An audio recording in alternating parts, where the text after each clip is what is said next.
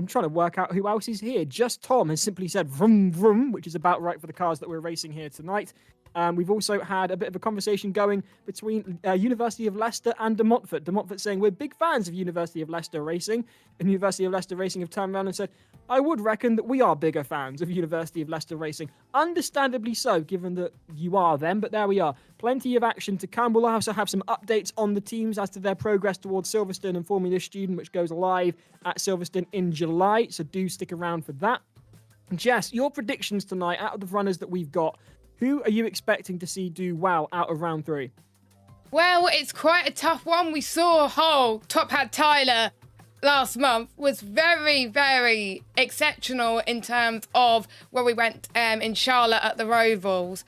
But I think Southampton have definitely got a shot, I think, of winning tonight. Of course, we will need to double check about the Jokers tonight and, of course, the one-driver entries. I do remember Exeter climbed their way up massively from a one-driver entry. I believe they're not a one-driver entry tonight, so they got more of a chance of scoring some decent points no matter what server they're on. Monty, how about you? You've been able to get a look at the practice servers and qualifying. You've seen the standard of competition we've got tonight. What do you reckon we're going to see? I think it's going to be topsy-turvy as it has been so far this season. I mean, just quickly recapping on the screen there. I mean, look at the first race. It was Southampton, Queensmary and Cardiff. In the second race, it was Hull, Southampton and Vigo, so fair enough. Southampton seem to be consistently at the top. I wouldn't bet against them for tonight, but the top 20 fastest times in the practice server were within a second of each other. So I think it's going to be another topsy-turvy race tonight, guys, because, yeah, you don't really know what to expect. There hasn't been, I mean, apart from Southampton, there hasn't really been much other consistency throughout the season so far. Cardiff, you think, oh yeah, they're a big name. They're stuck in the bottom server tonight.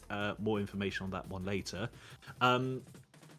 Vigo haven't been very hot on the pace in practice, whereas Glasgow was suddenly back up at the top, and you know they're the reigning champions, but they've not really been anywhere for the first 2 races so far. So I think at this point it's going to be, it's going to be a big question as to who's going to come up at the top, because there has been no consistency yet. Actually, just for the benefit of everyone else, shall we just recap what happened last time out, get those results up and show what the standings look like, because it is very close.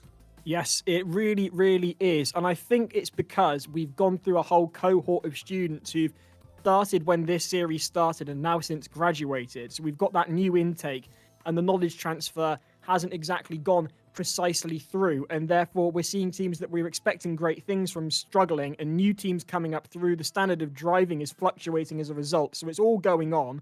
As you can see on your screens, these are the results at the end of round. These were the results for round 2.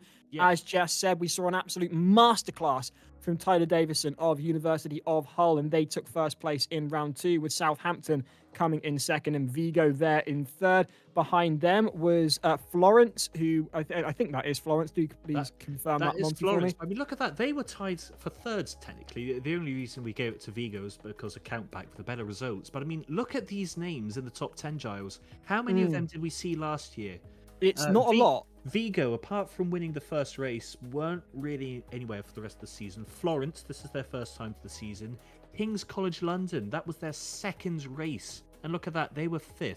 Exeter, they're capitalising on their good form, which they started showing at the end of last year.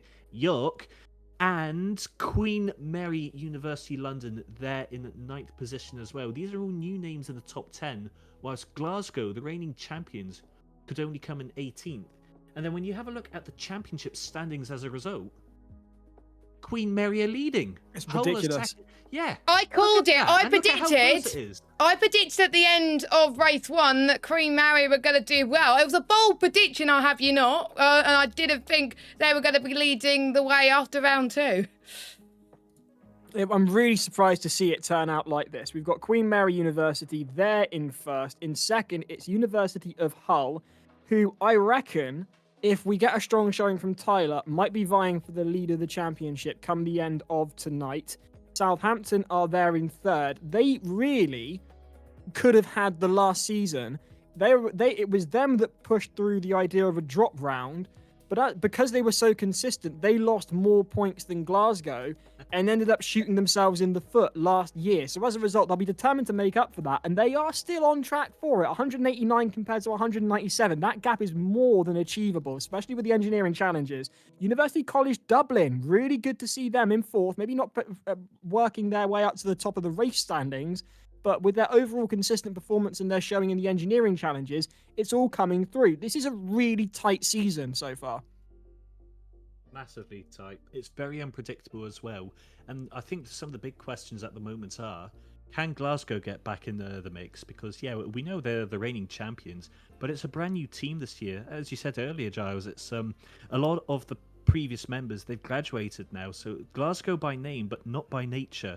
And actually, they've done us a cracking supporting video, which we'll be showing in between the two races later, guys, just to kind of introduce you guys to the brand new team, because it's not the same expectations as we've been accustomed to in the last couple of seasons from them, and basically being the slaughterhouse for the rest of the competition. Though, having said that, there's one thing they have stayed consistent on throughout. And we had the engineering challenges as well last time out. That was the first round of the engineering challenges, just before December. And Glasgow did win that. So even though the driving may have not come quite up to pace just yet, they're still bossing the engineering challenges. They're still getting the 50 bonus points for that. And that means I think that's now 10 of these challenges in a row they have won. Insane. No other university has won these challenges. Does someone else fancy trying to win an engineering challenge, please? Just for a bit of variance in the results? It would just be nice to see some other team. Yeah, I must say. Oh, absolutely. What you've been saying there, Monty, in the sense that maybe the driving isn't quite there, but the engineering still is, does line up with a comment that we've had on the stream from someone referring to themselves as Pastcraft, who has said the knowledge transfer for University of Glasgow Racing went well. We just are worse drivers. So if that is to be taken at its face value, and that is a member of the University of Glasgow team, by their own admission, it's their driving that's the problem, as opposed to the knowledge transfer and their engineering. So I mean, they definitely proved it. Definitely. The engineering knowledge is still there. The standards that they're submitting in these engineering challenges are fantastic as well. We will be doing some supporting features in the next couple of rounds with regards to what these engineering challenges entail. Basically, it's data analysis, so there will be more information on that. Also, just realised a few people saying that my volume is quite quiet. That's because I was turning it the wrong way. I was turning it down rather than up. Hopefully, you guys can hear me now. But yes, no. Oh, that's all right then. But yes, no. So definitely good to see that Glasgow's still topping the engineering challenges. But fingers crossed, hopefully we get to see them at the sharp end of the field again, joining in with these battles. Yeah, it'd be really nice to see. Big shout out to Tyler Davison, who's rather pleased with our continued use of the phrase absolute masterclass. You might want to put that at the top of your CV, Tyler, when you're applying for a motorsport position someday once you graduate. That'd be great. Do please stick with us. We're going to go racing for the first time tonight at Watkins Glen very, very shortly. All eyes on a round that could well shape the future of the series. Everything is all to play for. Not a lot between the top four teams. All teams that not necessarily were we expecting to be in this position. So it is all still to come tonight. We'll also have the Formula Student news. We've got that preliminary list of teams we're expecting to see at Silverstone. We will be going through that. We will be discussing that. You might be getting a shout out. We might be doing some predictions as to what we're expecting to see come the end of that weekend at Silverstone. So all happening in the next few hours. Don't go anywhere. Please don't go and watch Love Island. Honestly, keep your brain cells in your head. Don't lose them. Anyway, in a few moments, we'll be taking a look at the server as qualifying and practice is underway. Jess, you do a fair bit of sim racing yourself. These cars are very, very front heavy. V8 engines in the front end. They got great acceleration. Their handling, maybe not so much. We were watching a bit of practice earlier and watched them under hard braking, how the cars just lurch forward on their suspension, very soft suspension setup. These really are designed for more drag racing and ovals than they are for road circuits. What approach would you be taking? Well, of course, turn one is going to be absolute crazy in these 71 NASCAR cars. So if I was them, take it steady, and they got to be aware of the setups in this one, of course, because not just the sim racing series, it's also about how they applied the setups in the cars as well, because if they nailed that correctly, then their team tonight is going to be on for a very good one when it comes to the races this evening. It's a classic format, so it's going to be two 25-minute races, and we should be in for an absolute treat. But when they go up the hill as well, that's going to be an absolute nightmare, because there's some apexes that could be very blind, and you won't be able to see the braking point until you actually get there. No, absolutely. And these teams have had some time on the practice servers, some more than others, I should also add. We've got a number of different cars, bear in mind, and they don't necessarily want to turn. This is American automotive engineering, after all. It's a surprise that there's a circuit in America with left and right-hand turns, as far as I'm concerned. It's why we had to bring European drivers over, so that they're capable of handling it. But we've got Dodge Chargers, Plymouth Roadrunners, Monte Carlos, and Torinos on circuit tonight. So if you know the word speed, I am speed, and they take you back to your childhood, this is the place to be tonight. Nostalgia to the max. A real nice tribute to the NASCAR days of yore. And what I find fascinating about NASCAR, and I'm sure Monty and Jess will agree with me, is that these were cars that you could go into a showroom and buy. They were just tuned up. That was why NASCAR was so different from any other racing in the world, in the sense that you could go and buy a Dodge Charger or a Plymouth. You could walk into your local dealership and buy these cars. That's the whole point. That's where the stock car comes from. I imagine the vast majority of people watching this already know that, but if you didn't, you're welcome. And if you did, you already did. You didn't need to worry about it. And I really do love the novelty of that growing up as a kid, when all you want to do is have your own car and drive your own car, and your dad walks into the shop and he buys the same car that last weekend you saw doing 120 around the oval. That's just, only NASCAR really does that. And then obviously the British Touring Car Championship went on to do that. And I love it. I love that.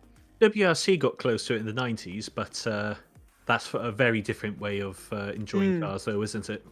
Yeah, definitely. I mean, I distinctly remember you could watch the Formula One and the World Rally Championship on the same day on ITV when I was growing up, and it was the Citroens and the Fords, and my absolute favourite, the Subaru Impreza WRX with the gold wheels and Colin McRae behind the wheel, and it was just impeccable. And I do love that these cars are not necessarily bespoke built for racing, but as a result that improves the engineering challenge of it, which is what this series is all about, because you've got to tune road cars to lap as fast as possible on a circuit when they're usually there to get the groceries. And hopefully on your screens now you can see the cars getting some practice in before the end of the practice server, and we head towards lights out for the first time in the lineup on the grid. Qualifying should be coming to an end now. These are the cars that we're racing here tonight with. You can see they're quite happy on the straights, but there's a corner coming up. Watch as this comes into the corner now. Look at that. Look at the nose diving down.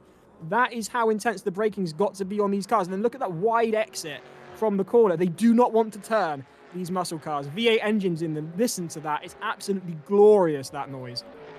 And look at the skins as well. You can see the first Easter egg. Look, a little bit of a quote from quite a lot of the cars there, so keep an eye on that. But yeah, we're seeing, I think, quite a few cars that we're used to seeing in the top servers. We've got Queen Mary, we've got Hull A, we've got Glasgow, we've got I'm just trying to see what who else is there. Hull A have actually renamed their team so we don't get confused between them and Hertfordshire. So thank you very much, Hull A. I've just spent the last month learning that Hurt was Hull, and now they've changed it. Yeah, they are, Giles. I did suggest to some of the media team at Hull that they should do a collaboration with Hertfordshire and just make our lives easier, just a single team, H&H. But there we go, they've done the job for us. Hull A are now indeed Hull A on the timing board. Hopefully no more mistakes from my end. Elsewhere, you've got University of Hertfordshire, who you're on board with there at the moment. I did remember UHA as Hertfordshire. Glasgow there in the mix. York A, York B, King's College London, Aberdeen, De Montfort. Nice to see them. An update coming to you on De Montfort, their sim racing team and their Formula Student team as well. Sheffield are there, Southampton, Queen's University, Belfast. It's all happening. And you're clocking at speeds of well over 80, 90 coming into here. This is going to be a really interesting race because you've got, look here, you can see that mirror full of that. There's not a lot of room to overtake because these cars are really quite wide. And obviously you also get the wide exit because they understeer like crazy. This is going to be a really interesting race, Jess.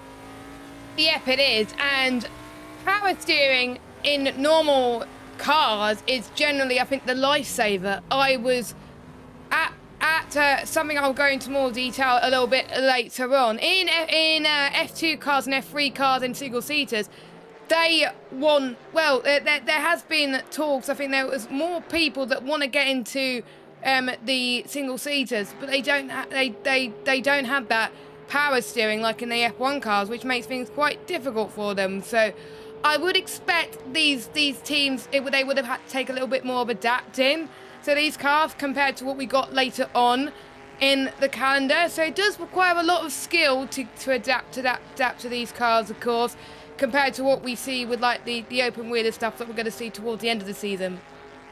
Just looking round the car as it's pelting down Shake the and straight. bake. That's Love it. just brilliant. I love it. I'm so here for this tonight. Me too. So there's King's College London. Ka-chow, as they say. The rookie So, of the Jess, season so far, I think, Giles. What do you think? I honestly, I think it could go anywhere. I think this season could go anywhere. I've got my own opinion on who I think might win it, and it just so happens that they're the team that I'd like to see win it, given that they've got a cult surrounding them. They've got a fair bit of performance coming out the last few rounds, but as we've established over the past few years, Jess, you and I with our predictions, we tend to end up cursing the teams. So I'm just going to withhold from that. But I've got an eye on who I think is going to do rather well. I think this race will tell. If they come out really well from here, I think we're looking at them for the win. And here's Monty's car. Yes! This is quality, guys. This needs a little bit of explanation, but it is just wonderful. Do you want to take us through it, Monty? Oh, no. This is one for you to explain, Giles. You appreciate this movie much more than I do. Well, this is the movie. This is the movie I've not seen. I haven't actually seen the movie that this goes with, but it's a comedy movie that basically takes Days of Thunder and does what Zoolander did to the world of modeling to the world of NASCAR. Talladega Nights. Oh, yeah. We might have a bit of a nod to that coming up later on with a meme from one of the teams. Elsewhere, inside the cockpit, can we go inside? Because there's a great little reference to a message. No, that's actually on X. X2's not in this server, Giles. They're in server 2. So you've got the conversion factor on your dashboard there. That is the conversion factor from miles to kilometers for those that do metric. Exactly. That is 1 kilometer for our American friends. So that's how many miles you have to do for 1 of our kilometers. Is anybody from America watching, or are they busy crying because TikTok's going to get banned tomorrow? Don't remind them, Giles. Oh, God. Unlucky. Anyway, there's a yellow flag out for a second there. That's interesting. And we're moments away from going racing. That's the first time I've seen that yellow flag, Giles. Yeah, I haven't seen that before, but I'm quite interested to see whether we'll have that going on later tonight. We'll see whether that was just a fluke or whether that will be making a reappearance. There is FRT. Is that Florence FRT, or is that one of the... No, Florence. It is Florence. Good. Florence Racing Team we'll go with on that one until someone corrects me. So we're about to line up on the grid for the first race tonight. Your championship leaders are the team from... Is it London, isn't it? Queen Mary. Yeah, they're from London. Queen Mary from London are your championship leaders going into this race. Will they end up on the front row is the question. Southampton, Hull and York might have something to say about it. A fair bit of a debate going on in the stream over the merits of just the city of Hull. I couldn't possibly comment whether that's a city of culture or not. I'm from Taunton. I don't really have a leg to stand on there. And I'm from Plymouth. It's not. Well, there we are. Anyway, I'm going to move swiftly on from that and try not to offend anywhere in the UK. There's your TV car. We are also joined tonight by members of the IMECI, so if you fancy behaving yourselves, do feel free. Here we go then. This is what we've been waiting for. They are lined up on the grid, and let's take you through the grid. And Vigo have taken pole on the first race of the evening. In second place, it is University College Dublin. Favourites of ours here in the commentary box after their performance at Formula Student in Silverstone in 2024. Elsewhere, there is UHB on Hertfordshire third. B team. Yes, I'll take that. Huge. I was not expecting that. That's a Monty's shock. Old University in their B team is in third position for race 1 of round 4. Meanwhile, Queen Mary, your championship leaders, have only managed 4th, and Southampton have only managed 5th in their bonny blue livery there. Meanwhile, UGR are there in 6th. That is probably one of their better qualifying performances this season so far. York B are in 7th. The Hertfordshire A team could only manage 8th. Oh, I'll take this. A double Hertfordshire in the top 10. This is fantastic for me to see, Giles. Yeah, well, you can contain yourself. Contain your excitement, Monty. No, this is my round. Yes, for reasons we'll go into later. Queen's University Belfast are in 9th. Bolton rounding out the top 10 there. Hull A are gutted for them. They only managed 11th. Aberdeen in 12th.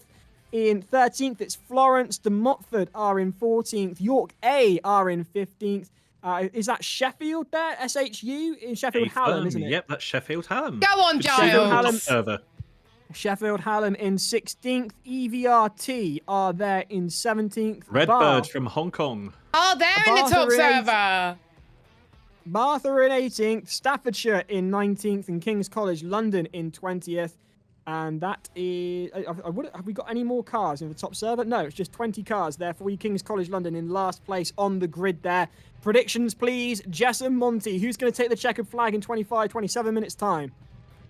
It did say Southampton, but... Yeah, I'm going to stick with Southampton. Jess is sticking with Southampton. Monty, your thoughts? My thoughts are it's either going to be Southampton or Vigo, but I ideally wish it's going to be Hertfordshire, now seeing them at the sharp end of the grid. Would be good to see for you, I'm sure. I'm not entirely sure which way this is going to go. I'll tell you after we go through for the first corner, I reckon. I think it could be quite an interesting turn 1 tonight, especially with the way these cars corner, or don't, for lack of a better word. And Vigo have topped the standings in qualifying yet again.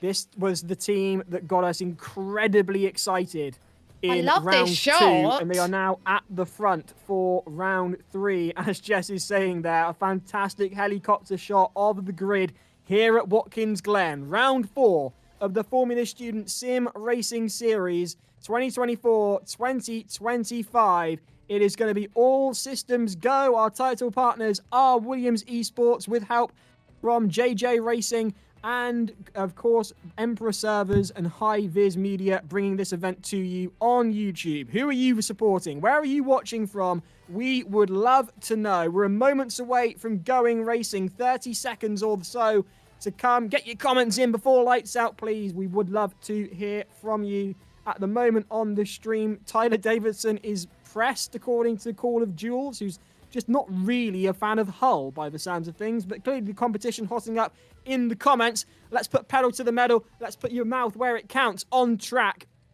As 25 minutes are on the board. Here come the lights.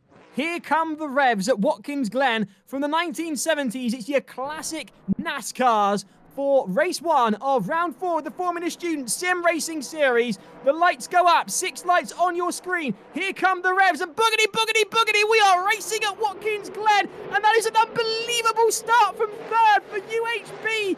Hertfordshire B team vying with Vigo and University College Dublin into turn 1, and that's gone so badly. The understeer immediately playing havoc with the field, and University of Hertfordshire had a great start, but they are now down into 4th. And Queen Mary, your championship leaders, are currently leading Vigo, who have got a bonnet bumper full of Southampton into turn 2. This is an absolutely monumental start for the team from London. They are your championship leaders. They are going to want to hold on to it, and they are doing so well out of the gate. This is exciting stuff, to say the least. It is as well. We're getting towards the blind side. We're seeing Southampton running wide a little bit. They've got to be careful about the track limits tonight. They have been warned, the drivers, about that. We're heading now towards the back straight and through the inner loop very, very soon as well. And this is incredible stuff from Queen Mary. They're already in the lead, and Vigo is chasing down Birmingham in 3rd place, College Dublin in 4th. Glasgow, this is a much better race for them so far, Giles. This is what we want to see. P5. Glasgow will be determined to hold on to that. They know that there's expectation on them, a whole new team of drivers, and they will be determined to begin to catch up with their precedent and what's expected of them. Locking up into the corner are a lot of teams here, rolling through the corners. These cars really not designed for the twisty road courses that we've got here for them at Watkins Glen. These do prefer your quarter-mile straight drag races.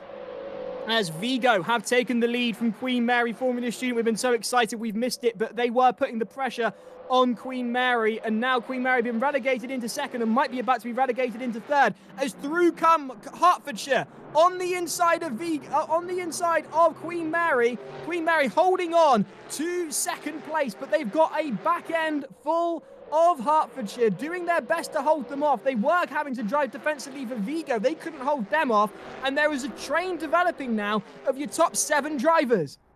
This is absolutely insane. Probably one of the most closest starts we have seen in the Formula Student Sim Racing Series. Of course, we've seen it in Charlotte as well, but race 1 always brings out the excitement in these type of American circuits. And you can see, I think, one of the cars trying to get a bit of slipstream from the other cars. I think that's what we're going to see more often in Watkins Glen, in particular start-finish straight. Still more side-by-side action happening in the mid-pack. We've got King's College London trying to sneak their way through, and we got Bath as well. A little bit of a tap.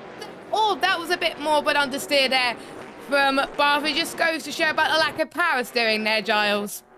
It doesn't take a lot to unsettle these cars. They really do roll through the corners, and the understeer was evidenced immediately by Hull, who had a fantastic start off the line, but then really struggled into turn 1. They're not struggling now. Hull B trying to outbrake Queen Mary round the outside. That's a really fantastic effort from Hertfordshire as they go through on Queen Mary round the outside to take second place, bumping and swapping body paint as they go. But that is Hertfordshire B up into second place.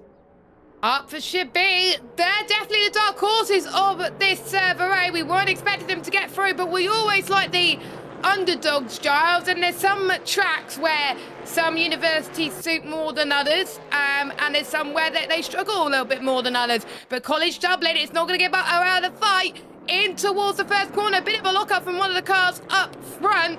Here, College Dublin goes around the outside of the number 9, the Queen Mary, but they go off the track once more. That's going to allow Glasgow to catch up too. They want to take advantage. We're riding on board with College Dublin now. Past the S's and in towards the straight. They can use a bit of the tone now. This is going to be very crucial. Queen Mary is going to be at a huge disadvantage here as they head towards this blind apex coming up now. College Dublin to the inside now of Queen Mary. Let's see what they can do through the corner. It's going to be brave if they can do it. A little bit of a drift almost for College Dublin, but College Dublin is through into the podium positions. That's an absolutely fantastic move from College Dublin, replicating the same move that Hertfordshire pulled on Queen Mary a lap ago, and the championship leaders are down in 4th under pressure from Glasgow, who are having the comeback of the race so far compared to where they've been previously. This is excellent stuff from Glasgow, as there it is then, College Dublin still trying to hold off Queen Mary, who haven't let go of their back end. They've now taken hold of the slipstream, and they are using it to cling onto that podium position, just waiting for the right moment. But Glasgow are now closing in on the pair of them, and just attempting them, getting very, very close indeed. Looking to the outside, not quite close enough there to be making that move. A lot of the teams going wide on turn 1. They're carrying a lot of speed off of the start-finish straight, and they can't lose all of it, so they're therefore going wide into turn 1. You're on board now with Southampton, who are closing, losing, getting very, very squiffy there. The back end really stepping out. Well held from Southampton. They are outside of the top 5, but they've got them in their sights. They've got 19.5 minutes to go. They can still do something with this. They've just got to choose the moment. But bear in mind, Queen's University Belfast are well within their sights and getting very sideways there, locking up. That's a massive gap now. They've lost that momentum, have Queen's University Belfast, and Southampton can now concentrate on getting back into that top 5 and closing the gap on Glasgow. Yep, Glasgow versus Southampton, Giles. We haven't seen this in a while. Welcome back to Formula Student. It didn't take a long time for Glasgow to be back up fighting for Southampton, but Southampton's main worry is Queen Mary. Don't forget, as we said at the beginning of the broadcast, Queen Mary is on top of the standings. whereas the likes of Southampton is in second place. But we do know there is a drop round, so they can choose to drop around at the end of the season if they start to struggle a little bit. That is Florence running on board with the number 43 as they chase down De Montfort. Meanwhile, Birmingham has got past Vigo and into the lead. No, Hertfordshire, sorry. Hertfordshire. Hertfordshire B. Big timing error going on there, guys. I can see there we are. Sorted itself out. Timing error. Calm down. Nope. Normal service has resumed. Thank you, Don't Bonty. panic, Mr. Mannering. There we are then. Hertfordshire B will be rather content, I imagine, with second place, having qualified in, I believe it was 4th. But they will want to be making amends on that. That was a fantastic start. They went wide and struggled as a result. Second place is a fairly good outcome from that. Meanwhile, here's the 18 from Hertfordshire hunting down Bolton. Bolton in 9th, a bit lower than where we're used to seeing them in this series at the moment. But they've got enough of a gap that I think Hertfordshire might be able to get the slipstream off them. Yes, they're closing that up very nicely. And is it Bolton in trouble? Bolton could be in trouble, and they could lose a lot of points in the result. Don't forget, they finished in the top 3 last season, and they're struggling tonight, which is very, very worrying for them. But good news if you're Southampton or Glasgow. We've got Aberdeen, who is not on 1 driver entry tonight. They've got 2 drivers. Down in 19th, they're struggling a little bit. York B and York A, they're pretty much running nose to tail at the moment. As De Montfort is having a bit of a moment towards these really tight, really awful sausage curbs, which sausage curbs should be get rid of any sport entirely, in my opinion. And here is that Redbird? Is that Redbird Hong Kong?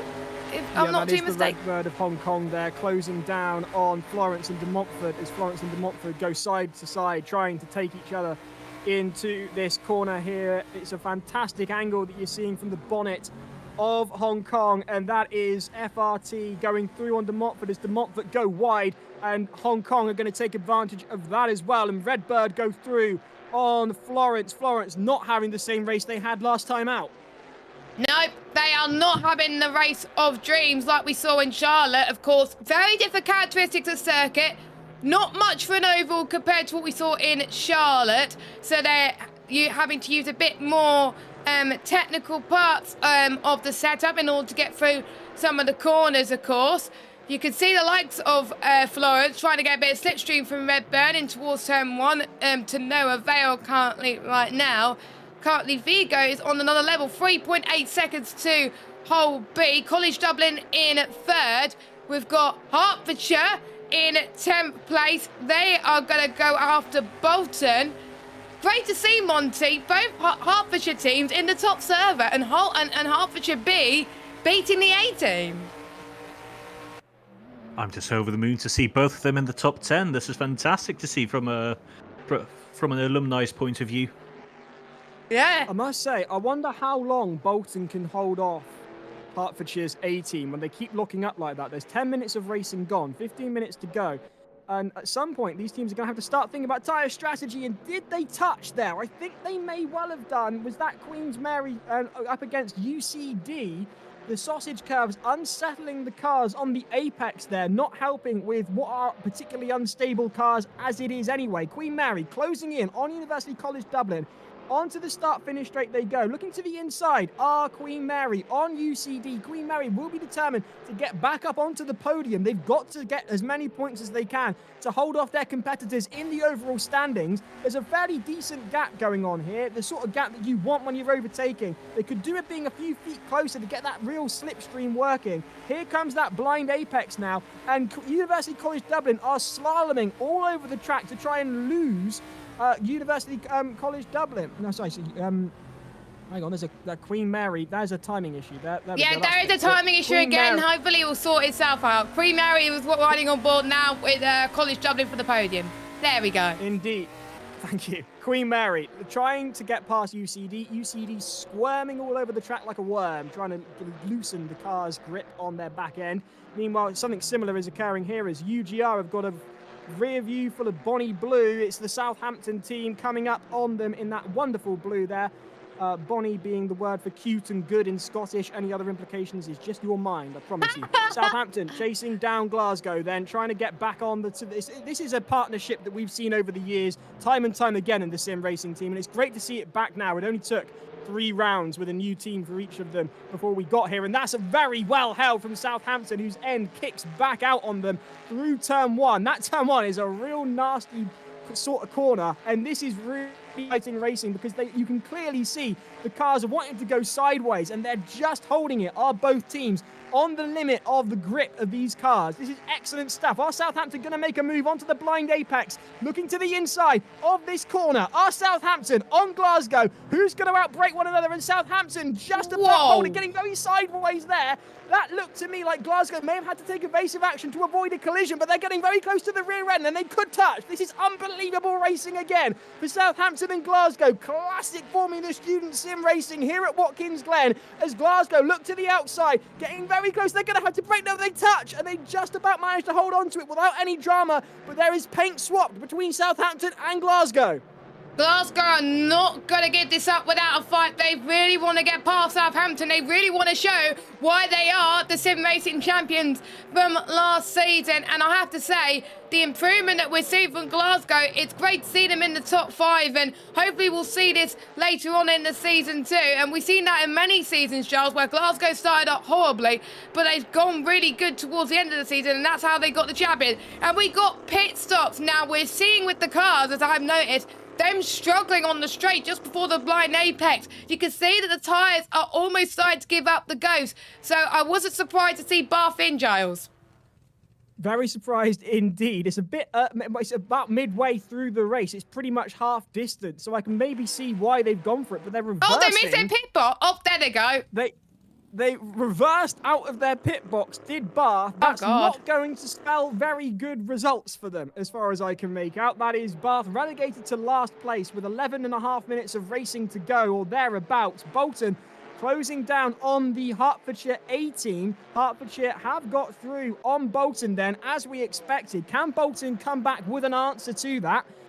I'm not entirely sure. It looks to me like Hertfordshire A team are pulling away. Talking of pulling away, with 11 laps completed onto their 12th, it's Vigo in the lead with a 4-second gap on Hertfordshire B team, really using all of the track, right on the track limits there. Remember, the track limit violations are now automated, and as Jess was saying earlier, the teams have been warned about those track limit violations, but it looks to me like Vigo have got this well in hand, and only a major disaster, potentially with a back marker, could unsettle them from the lead. I think this is Vigo's race with 11 minutes to go already, Jess. Yeah, I think they won a race this season so far, so this will be another one to add to the list. I think they're going to be consistent as we head towards these kind of road circuits now. I think these are the type of circuits that Vigo thrive on a little bit as well, so I'm not surprised to see them up there as well. We've got Bolton and Hertfordshire A fighting with each other, and we also got College Dublin and Queen Mary also putting on a great fight too, so I won't be surprised to see those positions pretty much switch with each other over these next few moments on these last 10 minutes. And here we go then, it's Bolton on Hertfordshire A, Giles. They've been swapping positions over the last couple of minutes. Hertfordshire A back ahead of Bolton, but Bolton are all over their rear end, looking for a way round, holding on to the slipstream. Does the Plymouth of Bolton go on Hertfordshire's car into the start-finish straight? Here comes that awful right-hander of turn 1. Can Bolton get away round the inside? Not here. That gap is far too large. It is closing rapidly all of a sudden, though. And it looks to me like Bolton have outbraked Hertfordshire's A team, and they're going to try again. But Hertfordshire just pulling away with that straight-line speed that Bolton just don't seem to be able to match. But Bolton do have it in the corners, closing up and able to brake later. This is a really interesting match between these two teams, and they are swapping 9th and 10th throughout the race. They have been as well, and don't forget, the higher that you finish, the higher, the more chance you get of points. And oh, look at Glasgow and Southampton riding the curb there, using the toe from Southampton. This is going to be crucial, Giles. It is going to be crucial indeed. Glasgow trying to look to the inside through the left-hander here, headed towards the start-finish straight. They don't have enough move to there, and they've just managed to hold on to a slight tank slapper on the side there. Behind them, Queen's University Belfast also holds onto a slide as they head towards the start-finish straight now, and this is going to be crucial. Can Glasgow get the foot down? Can they break later into turn 1? They're getting closer and closer now, looking to the inside. They're not going to make a move here, but they are really lining themselves up to do so, and Queen's University Belfast are in the pits. Here they come then, trying to get the undercut, and the question is, will any of those universities be brave enough to just stick it out until the end of the race? 9 times out of 10 it doesn't work. We saw that with Southampton in Kyalami last season. We saw that with Oxford last season in Hungary. So they just got to think on their feet a little bit in terms of strategy. Strategy's going to be the key thing as well. Is Glasgow going to go for a late lunch? I don't think so. I think they're saving up their tyres a little bit as Glasgow almost goes off, but yeah, it goes wide and had to correct the steering a little bit there, Giles. Yeah, they've lost that. They were just on the edge a bit too much. Yeah. As here comes University College Dublin with Queen Mary, Formula Student behind them. Ahead of them, it is the B team from Hertfordshire. I would be more concerned about Queen Mary than Hertfordshire if I was University College Dublin at this point, as they go through the start-finish straight. And it looks to me like Queen Mary could make a go of it this lap if they want to get onto the podium. They've just got to be brave through the corners. They have got to be brave through the corners, as Giles was saying, and we're seeing Dublin almost having a bit of a drift there once again, and so is a Hertfordshire B team as well. We can see, I think, the tyres are almost giving up the ghost there for these two teams, but Queen Mary, our championship leaders, wants to make sure that they could increase the gap to Southampton as much as they can, and if they get past University College Dublin, that's one more step of achieving that. Heading towards the blind apex then, they want to make sure that they can get the move done ASAP. They almost got it done there, going up the hill. Is that going to be a potential move for them as well? They're not going to give up without a fight. Again, they've got to be careful with the track limit, and I think Queen Mary is just going to have to wait another lap in the shake and bake car. I love these skins that Rob and Billy put together. This is incredible.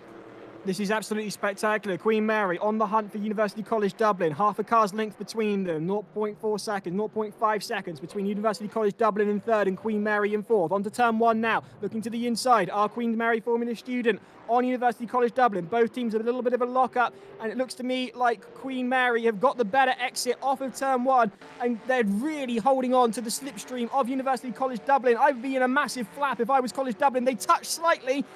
They've just managed to hold on to it, going slightly sideways through the S's. Are the teams onto the sausage apex is there, and this is really intense now. It looks to me like Queen Mary Formula Student are going to make a move on University College Dublin, and they're going to go on the outside of the blind apex. Through they go here, side by side. Are the two teams the final podium position? It is indeed a lockup for Queen Mary. Can they hold on to the outside? I don't think so. And University College Dublin holding on to third, just about. Looking to the inside of Queen Mary now. Side by side are the two teams swapping bodywork, swapping paint. Through there's a left-hander to come, and it's Queen University.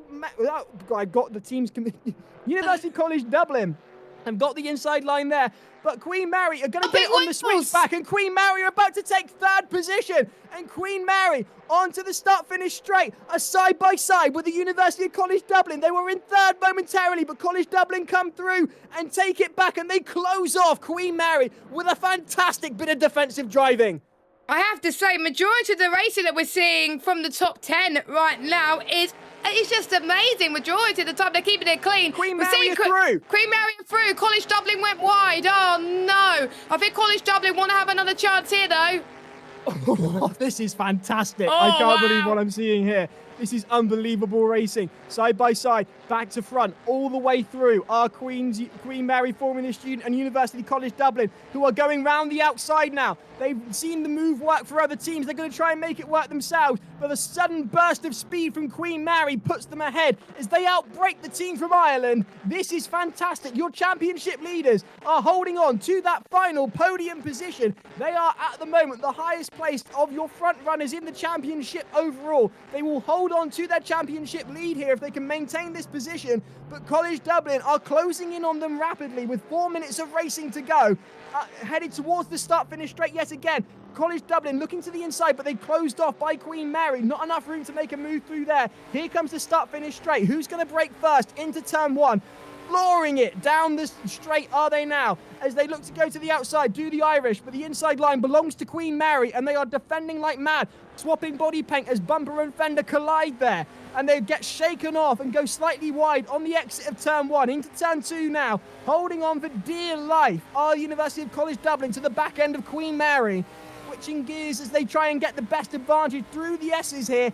This is really tight, and both these teams are vying for the final podium position of this race. It makes a huge difference and will also affect the outcome of the championship. It will Giles, do. did you see how hard they were pushing Dublin? They were turning right to turn left onto that straight there. This is fantastic to watch. There's absolutely nothing in it. They're giving it everything. They got a bit wide there again as well. Sorry, Giles. Couldn't have put it better myself, Monty, as University College Dublin look to accelerate through on the outside of Queen Mary Formula Student, and Queen Mary have got the inside line and have held it, but it looks to me like College Dublin are going to try and get the switch back. Queen Mary go wide. They're side by side into the final corner of the lap, and that is brilliant stuff from Queen Mary, who hold on to that third position as University College Dublin get the slipstream on the start-finish line, looking to the outside. It's a bold move to be taking it on the outside. They don't quite have it. I don't think Queen Mary has got the better line defending their third position that they fought so hard to get from University College Dublin. This is brilliant racing with 2.5 minutes to go. College Dublin holding on for dear life to the back end of Queen Mary. They were in third. Queen Mary outdid them and got them down into fourth. And College Dublin are now determined to make up for that lost position. Queen Mary will be determined to hold on to it because Here we this will go make all again. the difference in the championship outcome. As through go Queen Mary, as College Dublin goes side by side with them. They're going to try the outside line again through this corner here. And it's still Queen Mary ahead of College Dublin, but there's not a lot in it. A car's length, half a car's length as they go round the blind apex. This is unbelievable. Up the hill they go, headed towards the switchback. This is brilliant. They're going to try again through these really tight set of corners. College Dublin does not want to lose this podium. They have pretty much a lap and a bit to do the move and get the job done. I could see this being a photo finish. By the way, Bath has unfortunately retired from this race, but the main attention that we want to see is between Mary and College Dublin. Once again, they've passed the pit lane, is towards turn number 1. That is not what we're going to see at the moment. I think we're not going to see the move done there. The blind apex is what we're going to see right now. This is going to go down to the wire and we're all for it. And while all this is happening, we've got the whole B team sitting very comfortably in second place. Vigo's leading. How on earth are they controlling this car? Is it are the timings gone wrong, or is yeah, the timings have gone wrong. Never mind. I thought we had to change the leader, but no, it's the timings have gone wrong. I thought so. It looks weird with the gap. These cars are so unsettled. These cars are so unsettled. It's like driving on dirt. Turn right to go left. Turn left to go right. University College Dublin hunting down that third position that they're determined to take back from Queen Mary, who overtook them. Meanwhile, down in the grid, you've got Hull A versus Hertfordshire A, and they're on a similar bit of the course into that blind apex. Not quite making the move are Hertfordshire A on the A team from Hull. Meanwhile, up ahead with a 4-second, nearly 5-second gap, Vigo are your race leaders, followed by the B team from Hertfordshire, and between them, Queen Mary and University College Dublin are close to giving me an aneurysm. It's so exciting. They heard it here, folks. The teams are giving Giles aneurysms on the Formula Student Sim Racing Series. Hertfordshire B in second. Some other honourable mentions. Hertfordshire A moved up to 8th. Hull A in at 7th. We still have Southampton and Glasgow fighting in the background. We've got the 2 York teams fighting there as well. College Dublin have gone through. We've missed it. After all that, College Dublin made the move and we've just missed it. But they are still in the... They are still only just about holding on to it as Queen Mary come back on them through the sweet right-hander here, and they've got the back end held on tightly. Queen Mary, University College Dublin, battling it out for third. I'm getting so tongue-tied here because they keep swapping positions left, right, and centre. It's unreal racing. College Dublin have got the inside line on this corner here, but bear in mind the gap is so close that Queen Mary has the could definitely advantage. be making a go of it, and it looked to me just before we went away to the winners. The winners of the race are Vigo, Hull, Hertfordshire B closing over in second, and that looks to me like College Dublin will take third place. Bravo, College Dublin on the last lap. That's insane. Oh, yes. That's what we like to see in the Formula Student Sim Racing Series. Southampton take it from Glasgow with a 5th for Southampton, 6th for Glasgow. Their best result of the season so far, I think. Hull A crossing the line in 7th, with Hertfordshire's 18 in 8th. Bolton in 9th, and that'll be King's College London rounding out your top 10 for the race. Meanwhile, EVRT crossing the line in 11th. That is the Hong Kong team, Redbird. York A in 14th position, crossed the line there. And Queen's University Belfast crossed the line in 15th. And I need to have a drink.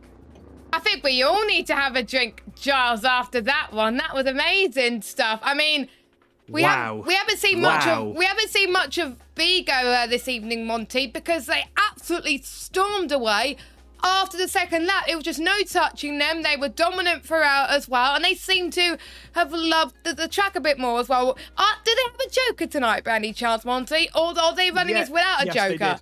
Oh, so perfect. the top three there were running jokers. So amazing that Queen Mary were able to keep up with Dublin there, given that they weren't running it tonight, I believe. But two things. One, I called it right for the winner. Two, topsy-turvy continues. Who would have told you that Vigo, followed by Hertfordshire B, and then Dublin were going to be your podium finishers for this first race? Where did that come from? I wouldn't have called that, to be honest. I wouldn't have called them the top three. It's just made it. Queen Mary, by the way, took their joker in round 1, if you're wondering, Monty. Queen Mary. Right. Thank you, Jess. Thank you for confirming that. That makes a lot of sense now. So. Yes, and that's why they did so well in round 1. But they're doing well without their jokers in this series, which just goes to show they're not a one-circuit wonder. They don't have to run their joker without that. Apart from all of that, one circuit wonder. I love that as a phrase, Jess. That's fantastic. Brilliant racing there in round 3 of the Formula Student Sim Racing Series, as Vigo take a very confident and decisive victory, running their joker at Watkins Glen. I think, as Jess said, we all need a drink. I've certainly had a sip of an energy drink related to a Formula 1 team that I must say doesn't necessarily mean I support them. I just enjoy it. Anyway, what's the point? An absolutely fantastic result for Vigo. Great stuff there. A surprise entry into the top 3 for Hertfordshire, which makes Monty very happy indeed, making their joker really, really count. Coming in third, fought for so hard. Talk about the luck of the Irish. It wasn't even luck. It was just sheer determination. Driving left to go right, driving right to go left. My drive of that race goes to University College Dublin. And I must say, all due respect, as Monty's been saying, to Queen Mary, who didn't have the joker, but were right there with them. And that might well be why they're your championship leaders at the moment. And no stop for the top 3 either. I must say, I do think that, hang on, when you say top 3, was it top 3 as the race finished, or top 3 in the standings? Top 3 as the race finished. They had no stop. They managed to get their tyres and fuel to an operating window. That gives the people that are going to be racing in race 2 something to think about. Call of Jules, who seems to have a lot of opinions on a lot of things, has said anyone with a brain will do a no-stop. As the top 3 are proven. The no-stop strategy could definitely work. Right now, it is time to do the first part of the Formula Student News for round 3, and we've been home and seen our families for Christmas and New Year. Monty, what did you get up to for Christmas and New Year? Ate so much food that I don't want to see turkey for another 12 months. What about you, Giles? Drank more in a month than I had all year, was probably the best way of putting that. Jess, what about you? I've been so busy the last few weeks. It's been mental. First of all, last Tuesday I celebrated my 30th birthday, and I know I don't look 30, but I am 30. So my friends and family it came round, and my brother came round as well and celebrated the day. And a few days after that, I travelled to Birmingham for the Autosport International show. I stayed there for about 4 or 5 nights and covered it for 4 days. I got media accreditation for the first time, which was really, really good. And I'm not going to talk much about it now because I do believe we have a special video that I made which explains what I got up to and a few interviews as well. Monty, roll VT.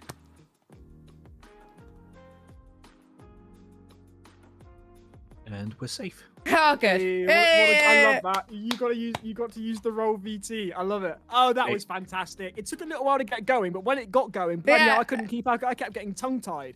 I know. Yeah, that was mad. That was mad. Right, guys, this is a 10-minute video. If you need to do toilet break and that, come back in 5. Yeah, are we interviewing we're interviewing Vigo as well, aren't we? Yes, I'm going to go and grab them now. Okay, lovely stuff. By the way, I've got quite a few people watching my TikTok at the moment. Hello, people on TikTok and the Purple app and YouTube. Welcome. The Purple app, as long as it's not the orange app. I also like the fact that guys, was the stream and sound okay for you in that one? It was okay for us. You came across loud to us, but apparently you were quiet on YouTube, so it made sense for you to be loud for us. Yeah, sorry about that. I had to kind of compensate that. I don't know why my mic's coming out quiet for this, because it's the same microphone for both, so I'm very sorry for blowing your eardrums out. It was fine. I had to turn it down. If you right-click on my name, you can adjust the volume slide as well, so that's a quick compensate. Oh, so you don't talk enough to make it like warrantable to change it. Like you're only like a couple of sentences throughout the race, so it's fine. I'm going to dip to the loo. I'll be back in a sec. I also do love the reaction to my Bonnie Blue comment. I do love it, really. Very good, very good. Ah, Senor, good evening. Can you hear us? You put it to the wrong. Hello. Beautiful. I'll let you guys deal with this. I'll be back in a moment. All right. See you, Giles. Good evening. So we're just playing the video at the moment. So we've got about 5 minutes until we interview you. Well done. That was dominating. GG. That was a dominating performance. Thank you, thank you. That was really brilliant to see. So no, very well done. Right, I'm going to send you a link on Discord, which looks a little like... oh, it's the same link I sent to you last time when you won that race, actually. So can you go back onto our Discord chat, please? For the camera? Yes, for the camera. I had a feeling you... I still don't have a camera here. Yeah, I think... Was it still round don't one? Have a camera. Was it round no, one? It was last time out. Oh, it was like race one. To win both. Yeah, yeah. Oh, yeah, you won. He won it on the last lap last time out. Oh, yeah, Charlotte. I remember now. You're on fire. That makes it easy. Absolutely. Absolutely was. Can you send in the Discord channel then, please? The Instagram handle for your team, please. Yep. Thank you very much. Once you do that, I'll get your name prepared because it's not showing 5C at the moment.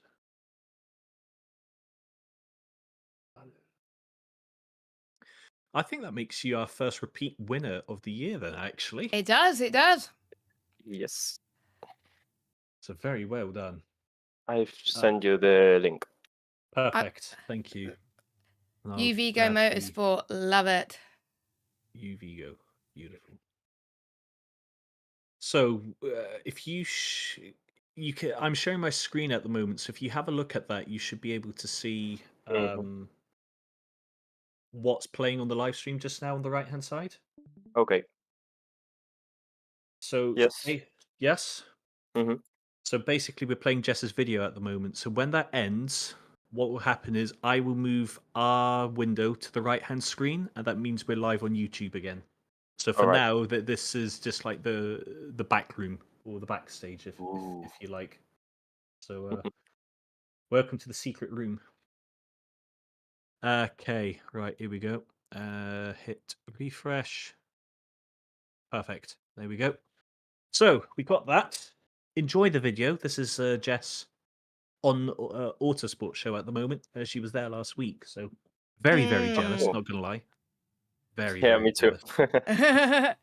I didn't interview Ollie Behrman, sadly. He was popular. So I tried to get Yeah. David Croft, but Monty, I don't see the camera, or am I being blind? What's up? Oh, never mind. No, you're just showing the results at the moment. Okay, I'm just. Yeah, I'm just changing other bits of information at the moment. Okay, cool.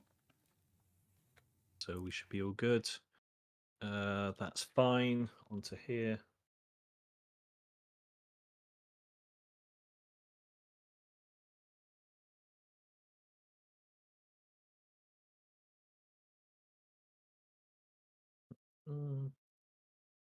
Oh, this was the Racing Pride stand. Nice. Yeah, that was the only interview that we got. We couldn't get anyone else. Not a problem. Well done for getting that one in.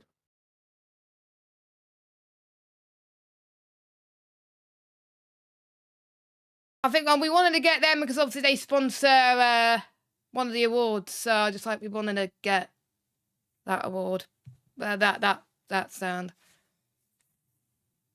Absolutely. At 8:30, I definitely need someone else to be doing this kind of shit. Me trying to run a race whilst running a live stream and all that. It's just like, I would, but I have shit internet. So Nah, don't worry, don't worry. Your internet's a little bit. You dropped off a couple of times tonight, actually, Jess. In that first race, it was okay for the most, but I think there was twice it kind of. It did the bit where where the bandwidth almost backs up and it kind of goes a bit blotchy. Then suddenly, all you want to set up all at once, and then it kind of plays catch up again. So yeah, it's been playing don't up. think there's much you can probably do tonight, but yeah, just as a heads up, that's what it was doing. What have I missed? Nothing. Nothing. So we have the race winner with us, so we are all good. It is the same driver who won the MX-5 on the last lap, Vigo.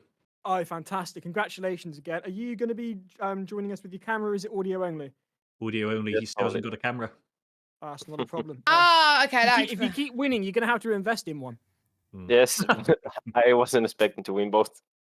I mean, No, you say you well weren't done. expecting to. It was a bloody dominant drive. No one got anywhere close to you. It was like a Sunday afternoon relaxing drive in the countryside.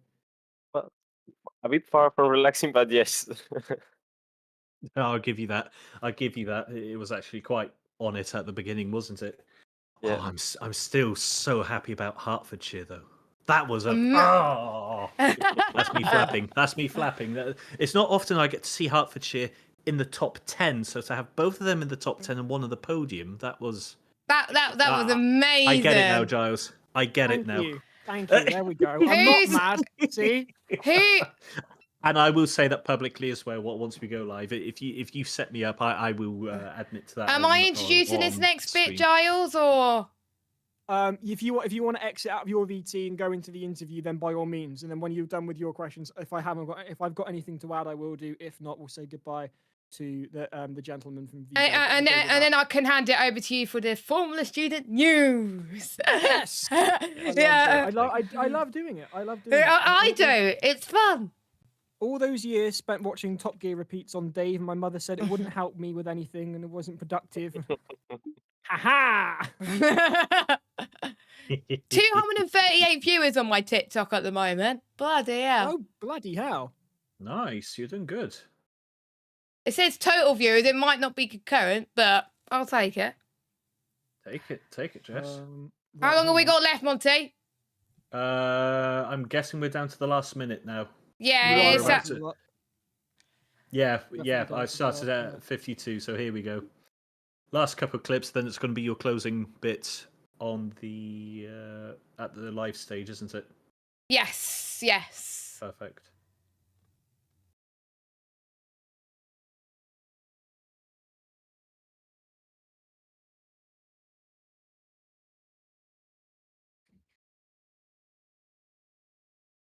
Jess, can you just talk for me a second? Hello? Good. Thank you. You're all gone a bit quiet then. I thought my internet had cut out again.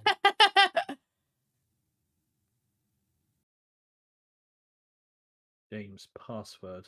Oh dear. It shouldn't be called EduRoam. It should be called EduGroan. Because that's what happens when you try and use it. You just end up groaning. Yes, that's sorry to see it still hasn't changed much since when I used it back in AG 13, Rome, 14. when I used it, was rubbish. Always has been, always will be. Still better than the Wi-Fi out in the sticks using copper wires. The Wi-Fi at my Constantly. hotel was lightning fast. Right. Stand by for action. Here we are. That's just closing up the interview. So now she'll switch to her. Here we are. Right, guys. So once you see the screen move on to the right parts, we're live again.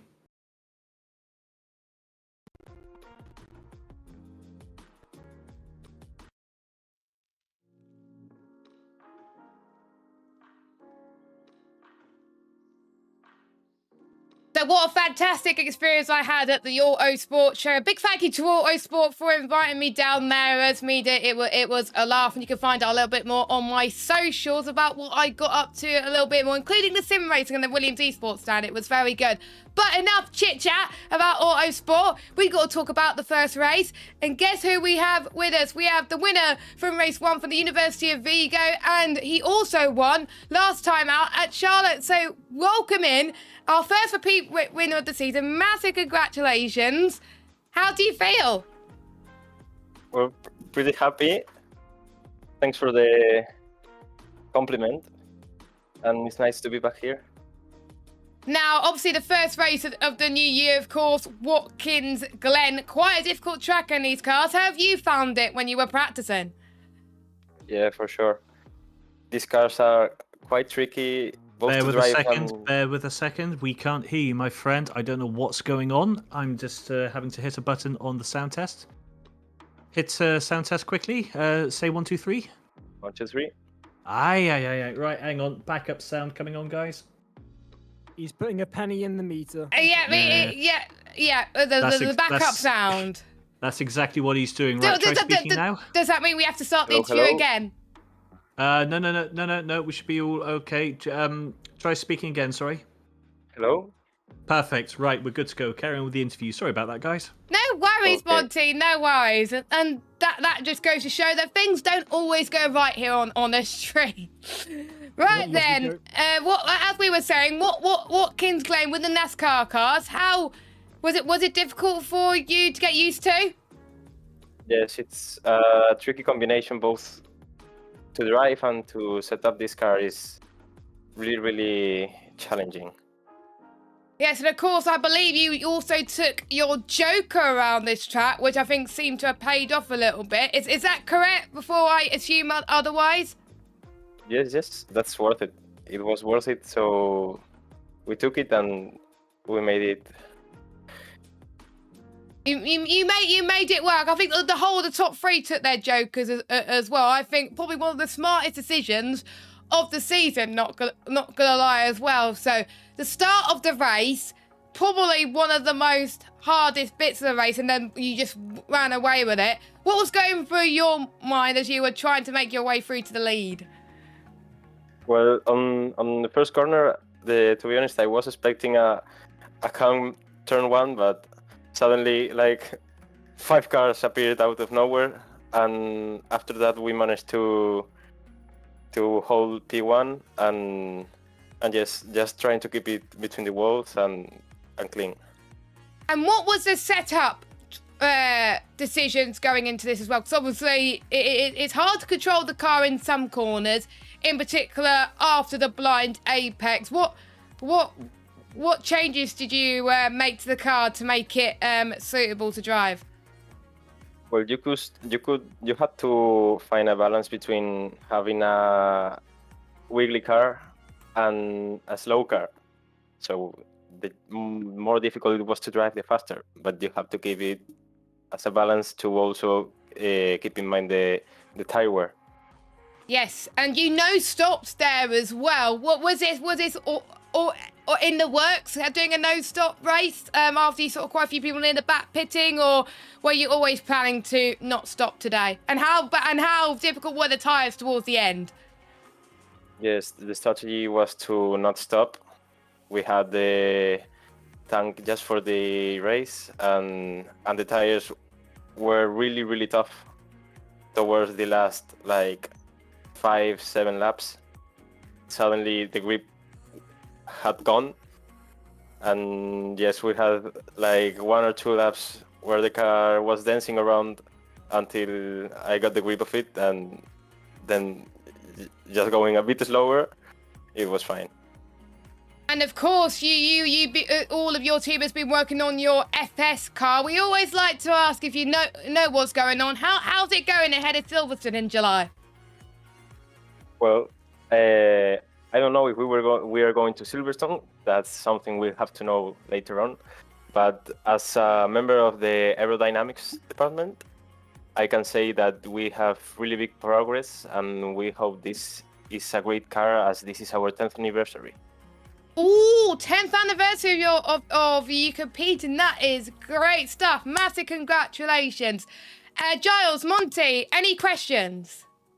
I just want to say congratulations, because these cars are not easy in the slightest, and you made it look like you were putting a knife through butter. So a huge congratulations there. I can imagine a lot of practice was involved. What was the decision behind taking the Joker this round? Well, to be honest, it was like we had 2 options. Either try all the different combinations of the season and choose where to use the Joker, or see where we were fast and use the Joker. We took the second one. It's the easy way. It's an understandable decision. It's clearly paid dividends. It was a nearly 5-second gap between yourselves and the It's second place insane. team. It was insane to watch there. Monty. I think it's worth adding as well that the guy in second was also on a Joker as well. So yeah, we can say the Joker helped them to win, but that was some sublime pace in there again. Which I have to say, congratulations for being our first repeat win of the season. We can't forget that spectacular last lap pass for the win at in the MX-5s last time out either. So that really went well. But it was a lot easier this time around because you had no one to fight. It was just your own at the front. That must have been even more difficult to try and keep your car on the road. I don't know. Listening to what he was saying there, it sounds like he was fighting his own mind there in the last few laps just to make sure he didn't spin the thing off. Yeah. Was it really, to us, it looked really easy outside. Was it easy? It was easy for the first 2 or 3 laps. After that, the tires, just as I said, they disappeared and the grip was gone. So keeping it between the walls wasn't that easy. Yeah. Fair enough. I can believe that. Very nicely managed. Very nicely. Well done. you, Massive thank you. congratulations to you. Of course, you got race 2. Who have you got in the car for race 2? My teammate Gabriel. How do you And think I you'll hope do he today? He had a good pace, so I believe he can have a good result. But there are also really quick drivers on race 2. There we go then. You heard it here first. Thank you so much for joining us. Enjoy the rest of your evening. Our race 1 winner, everybody, from the University of Vigo. Bye-bye. Thank you. Congratulations. Bye-bye. That's fantastic stuff. And there we go. Now, What before a we nice head guy. to Formula Student News, we've got James in at the Discord server, and he's going to give a bit of a rundown of what happened in server 2 from race 1. James, what happened? We raced, you hot dogs! Oh, there he is. Hello.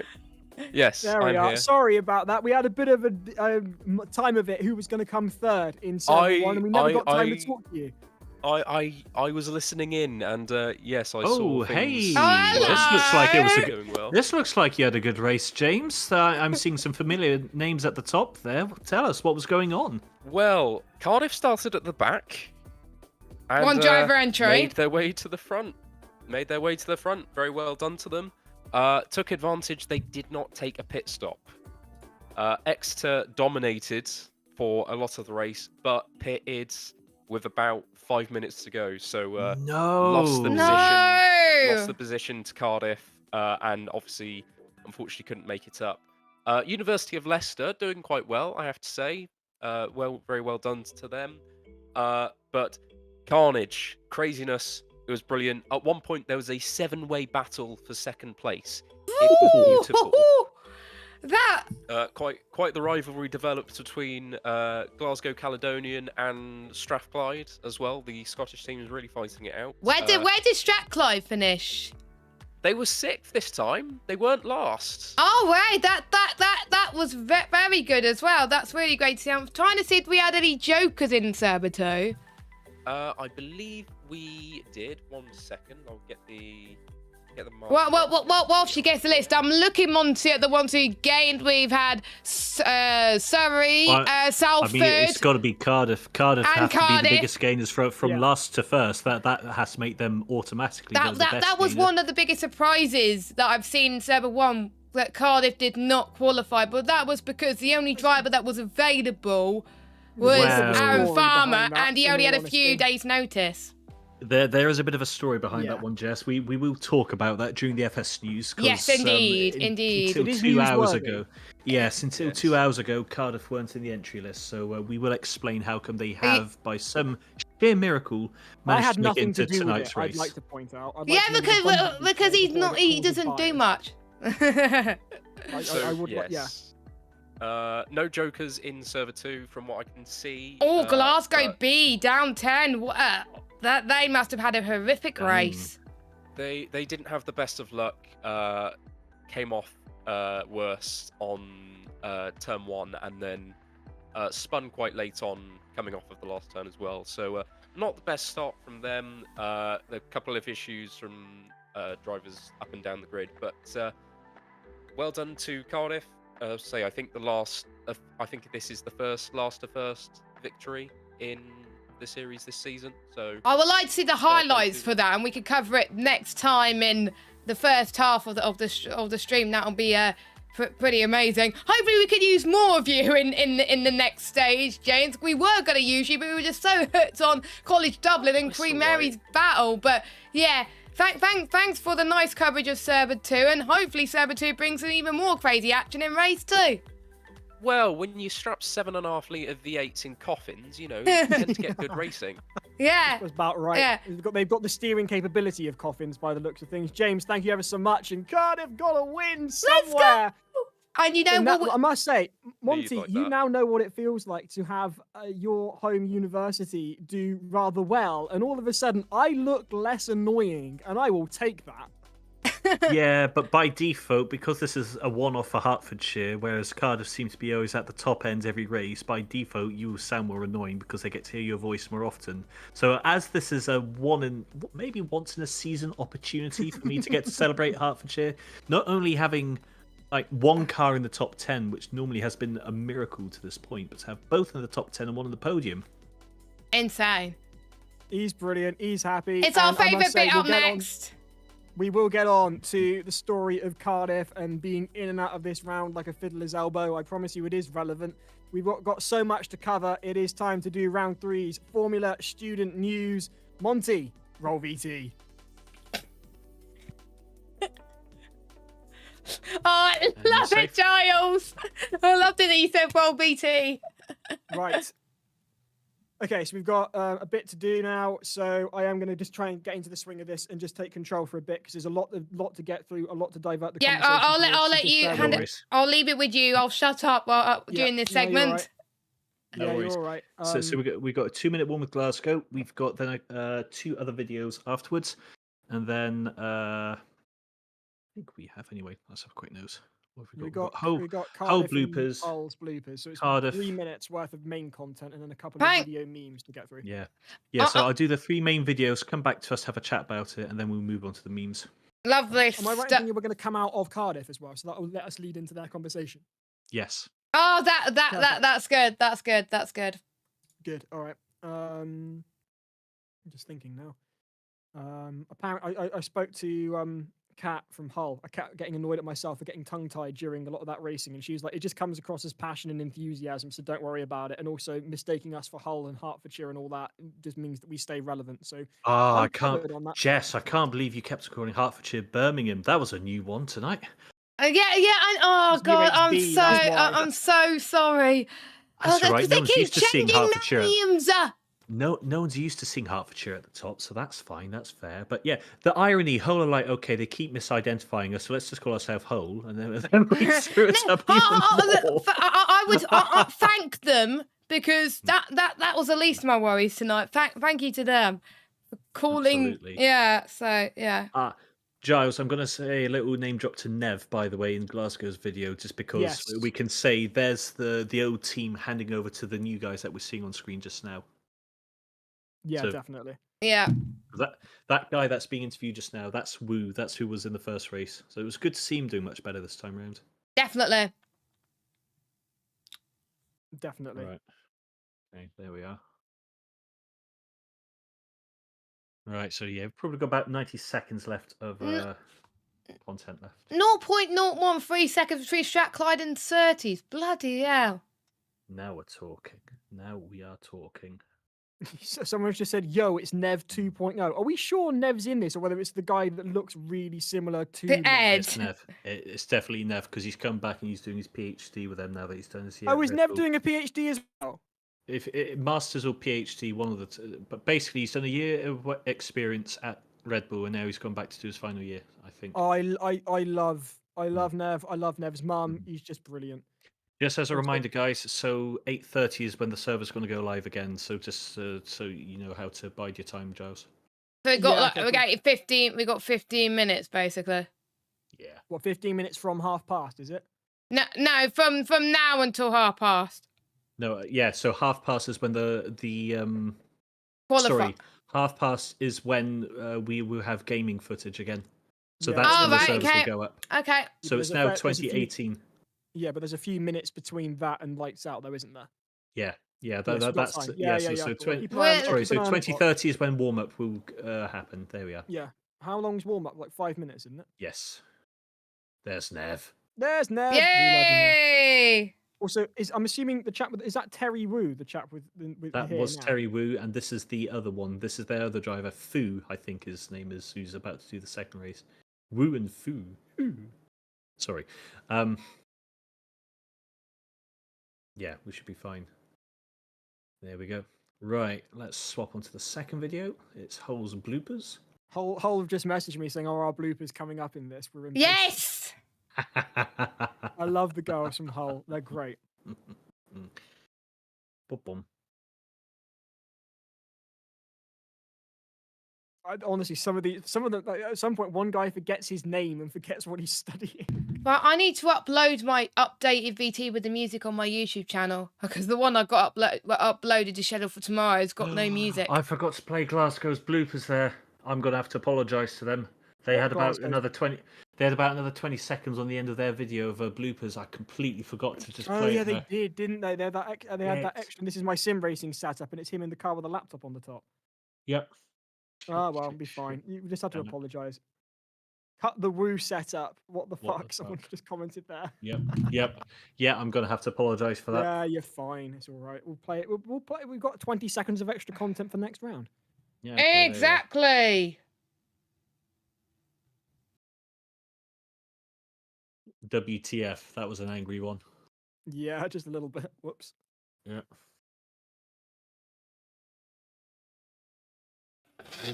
Quality of the city they're from. Oh yeah, I'm having a word about that. That's not on. I'm not having. That's not on. I'm not having that. I know the people Oh. that made this, and they're lovely. I ain't no. That ain't on. Oh, this is cool. This is sick. Right, on to Cardiff's video now, isn't it? Yeah. Yeah.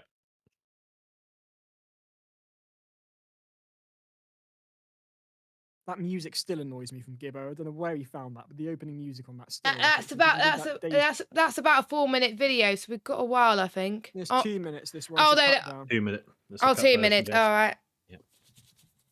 Yeah. Let me apologise to Glasgow. That's entirely on me. Right, so we'll do. I You hit the apologise to button too quick. Glasgow. Have a word about Hull, and then talk about Cardiff. Have a word about Hull.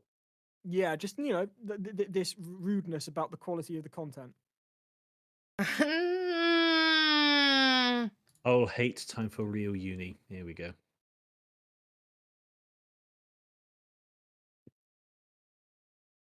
Oh, this is great. Yeah, this is pretty good.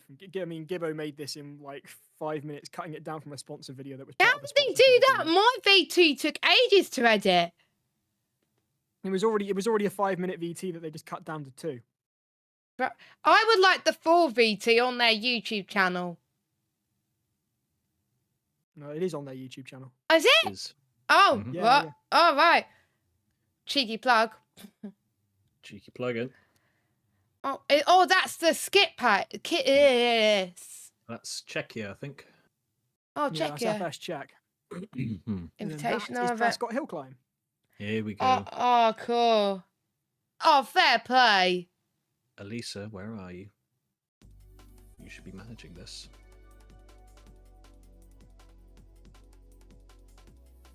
Ready? Yep.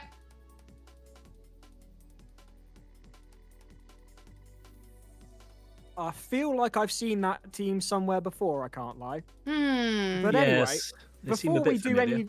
before we do any of that, I think Monty's got something to say to Glasgow. Yes. Yeah, I have to apologise to Glasgow, particularly to Mr. Wu, because my fingers got a bit too excited and hit the button too quickly just before your last 20 seconds of video went on there. I thought the black of the screen, that was the end, and then as I hit the button, I went, uh-oh, there was an extra teaser at the end. I will play that at the next round. Please forgive me, guys. That is entirely on me. I am so sorry.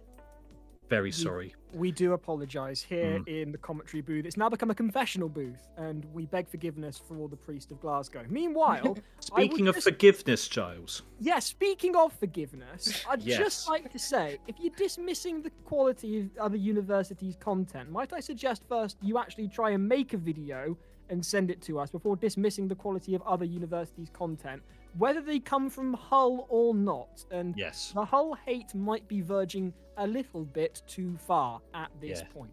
I'm Yes, just saying, you know, you might want to chill out a bit. Who knows? Anyway, moving on swiftly, the last VT you saw there came from Cardiff, who've had a bit of an interesting round this time out in January, because Monty contacted me this morning to say, just a heads up, Cardiff at the moment won't be racing.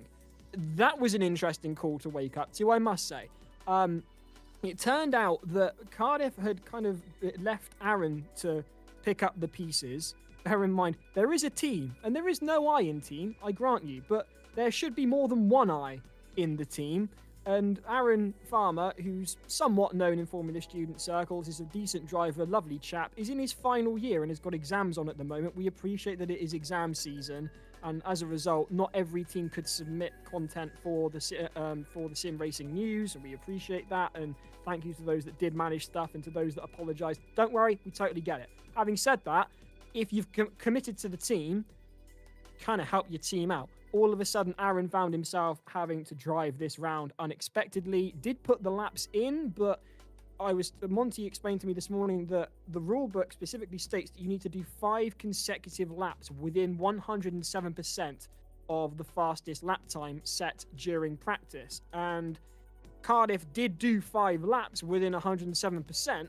They just weren't consecutive. And I will throw over to Monty, who's in as event captain, to explain why Cardiff are in the second server rather than not here at all.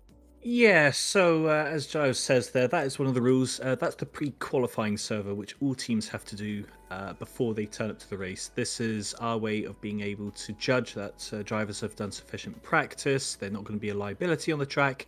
As you may have remembered in some of the earlier seasons, the banditry was top tier.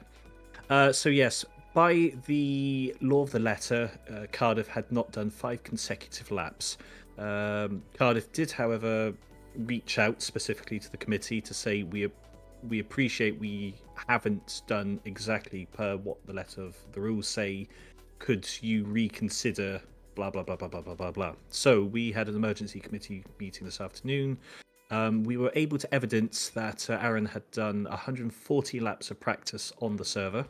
And so whilst there was not a string of 5 consecutive laps within 107%, there was certainly an attempt to be made to practice for the event tonight, and crucially within the 107% pace itself. So through the committee, we decided, okay, there was enough evidence there that they did give it an attempt, so we would allow them to participate on an exceptional circumstance, but they are relegated to the bottom server for both races tonight and have to start at the back of the grid for both races as well. So yes, it's not something, an example we want to make out of, but at the same time, we're calling this exceptional circumstances because we can see that an individual driver who was doing it as a one entry anyway had contributed a lot of their time into preparing for this event. Rules are rules, though, so there still had to be quite harsh penalties in place. What this is essentially saying is that the rules have to be obeyed, but Monty and his mates who run this aren't cold-hearted. Regardless, do try and make sure that you've got those 5 consecutive laps within 107%. Yes. Additionally, if you're part of a sim racing team, remember, it's a team. Thank you. I know if you've been to FS, you'll know exactly what you're supposed to do in that gap. Teams! There it is. Teams! Thank you, Montgomery. There we go. Thank you, Jess. And do please actually, pull your finger out and contribute something. But anyway, talking of contributing something, Leicester have kindly contributed to us their overview for the year. Thank you very much to Carolyn and the team who keep us in the loop on the progress that Leicester have been making. The year of 2024 concluded in style with a team social of bowling and mini golf, and there's a photograph of the team at the bottom of the first page there. It was a great way to end the year with everyone in high spirits and ready to come back refreshed in January. They have got their chassis there, and they've also been developing a new cable shifter concept, and that's been making good progress with the redesign of the system due to the extremely tight packaging within the cockpit of the car. We were talking about coffins and V8 engines earlier. Forming the student cars, bathtubs with motorbike engines, or certainly large motors in the back of those. On a wider note, the year end provides a good chance to reflect on the 4 months that Dylan Crawford has had as chief engineer. He says, coming into this role, I laid out a set of aims I wanted to achieve. Firstly, I wanted to ensure that people enjoyed coming to work. And secondly, I wanted people to learn how to do this once Callum and I are gone, whilst our success will ultimately be judged in July. Fingers crossed for the team. They're working towards making sure that that knowledge continuity carries forth. And I think that's really worth bearing in mind. If you're a senior member of your team, make sure that knowledge transfer is happening all the way through the year, not in just one or two Look at meetings around FS. this. Meanwhile, we've got this from Staffordshire. We have got memes. We have got a sense of humour. We're not all. It's not all play and it's not all work. We've got some play going on as well. Staffordshire coming through yet again with the memes. This time based around that film that Monty was talking about earlier. And this, meanwhile, has come to us from Exeter. It's exam season, and everyone's ghosted the car like it's a group project. You could sub the word car out for Formula Student in general, and it would still apply. Yep, definite vibe going on there. But they're not the only memes we've had either, Giles, is it? We've had a couple of video selections as well. Permission to play them. Roll VT. Ah. Hold your breath, count to 10, and hopefully something will come up on your screens. Yep, no, don't worry. There should be one there. There we go. Love that from Bolton. A team we're very fond of here in the commentary box, and looking forward to seeing them, hopefully, fingers crossed, out on track at Silverstone come July. What else have we got, Monty? We've got a couple from DMU. Here's their first one. Former student teams choosing what colour to paint their chassis. Yep, no, I agree. It's a very hard decision. Does it come in black? Meanwhile, me genuinely tweaking InDesign judging, trying to explain the car after 4 hours of sleep. Oh, have we all been there as part of our Formula Student teams? Well done. I love those. Some classic content in there already. And if you haven't already started work on it, I know some teams have got stuff in the pipeline. Exeter and Southampton are aiming for round 4 to submit stuff for Formula Student News. If you haven't got stuff yet, don't worry, there is still time. We go racing again on the 15th of February, as I have it on my calendar. So get your content in the Thursday evening before the Saturday, or at the very latest, the Friday evening. But do give us a heads up that it will be in a bit late, just so we know what to accommodate for in the schedule, please. Absolutely. Now, Giles, the server's just gone live, so I'm going to get the game launched up again. However, big news in the real Formula Student world. Yes. The this teams! is huge. We've got the preliminary teams list for the Formula Student class of Formula Student 2025 taking place at Silverstone this year. A team list of 94 cars supposedly will take to the track at Silverstone for Formula Student 2025. That includes 44 internal combustion cars, 48 electric vehicles, and 2 hybrid cars, making up a total field of 94. The list is available on the Formula Student website. We've got teams from Egypt, Jordan, of course, the United Kingdom, Hong Kong, India, Morocco, Germany, Sweden, Singapore, Pakistan, Norway, Turkey, China, Kenya. It is a global event. How many of those teams will we see out on track, will get through scrutineering? In some cases, given the distance they've got to travel, will their cars actually get here in shipping is the question. Yes, So- we've seen that in And the past, haven't visas. we? Yeah, we really have. I must say, you can now make a prediction who you think is going to win FS 2025. And I've got a feeling in my mind it's between 3 teams. To me, it comes down to be between Staffordshire, Glasgow, and Oxford Brookes. Those are the 3 teams that I'm seeing potentially vying for the win. I've got FS25. different teams. I think. What have you got, Jess? I've got. I think. Of course, I've got Oxford Brookes, and I got Staffordshire. So those 2 are the same. But the one that I've got for winning the entire thing, they just missed out on 2nd place from Cardiff last year. Basque Country. I think they've got a really great chance. They've been very consistent in not just dynamic events, but they did very well in the static events. That's what got them higher up the rankings, because they did so well in the static events. So my money goes on the Basque Country. No pressure. Well, you say that, but then again, bear in mind, we do have a bit of a track record of cursing, so, Well, we did elsewhere, say Edith Cohen would do well. Guess what they did? they did do well, and Twitch has just said, wow, Giles, won't take it personally. Twitch, if you're from the university I think you're from, get a car out on track for 1 year, and then we'll start talking Wait, about we're on how whether you can Twitch? vie for the championship. There's a comment coming in from someone called Twitch. Also, Yui commenting here, not even some Cardiff bias from Giles. I love how I'm just being slandered here. I don't show bias to Cardiff 24/7, 23/7 perhaps, but not 24/7. We're meant to be Meanwhile, impartial. Nice to see Yui on the stream, and a wonderful team comment from DMU. Billy Sturdy saying here, some say Tyler Davison outline. They're quoting stuff from the Stig on the stream back in the days when the Stig would test drive cars on Top Gear and Speaking parts of the would racing. Stig, the Stig was at Autosport. Oh, fantastic! really? What, Ben Collins or the one that we don't know who he is? We don't know. There was someone dressed as the Stig at Autosport. I've got a clip of that somewhere, which I might show the next Formula Student news. I would want to see that next time out at the Formula Student News. Twitch saying, get some Yui love out there, Giles. Yeah, we love Yui. Of course we love Yui. We love Yui and their technician, who I'm very fond of.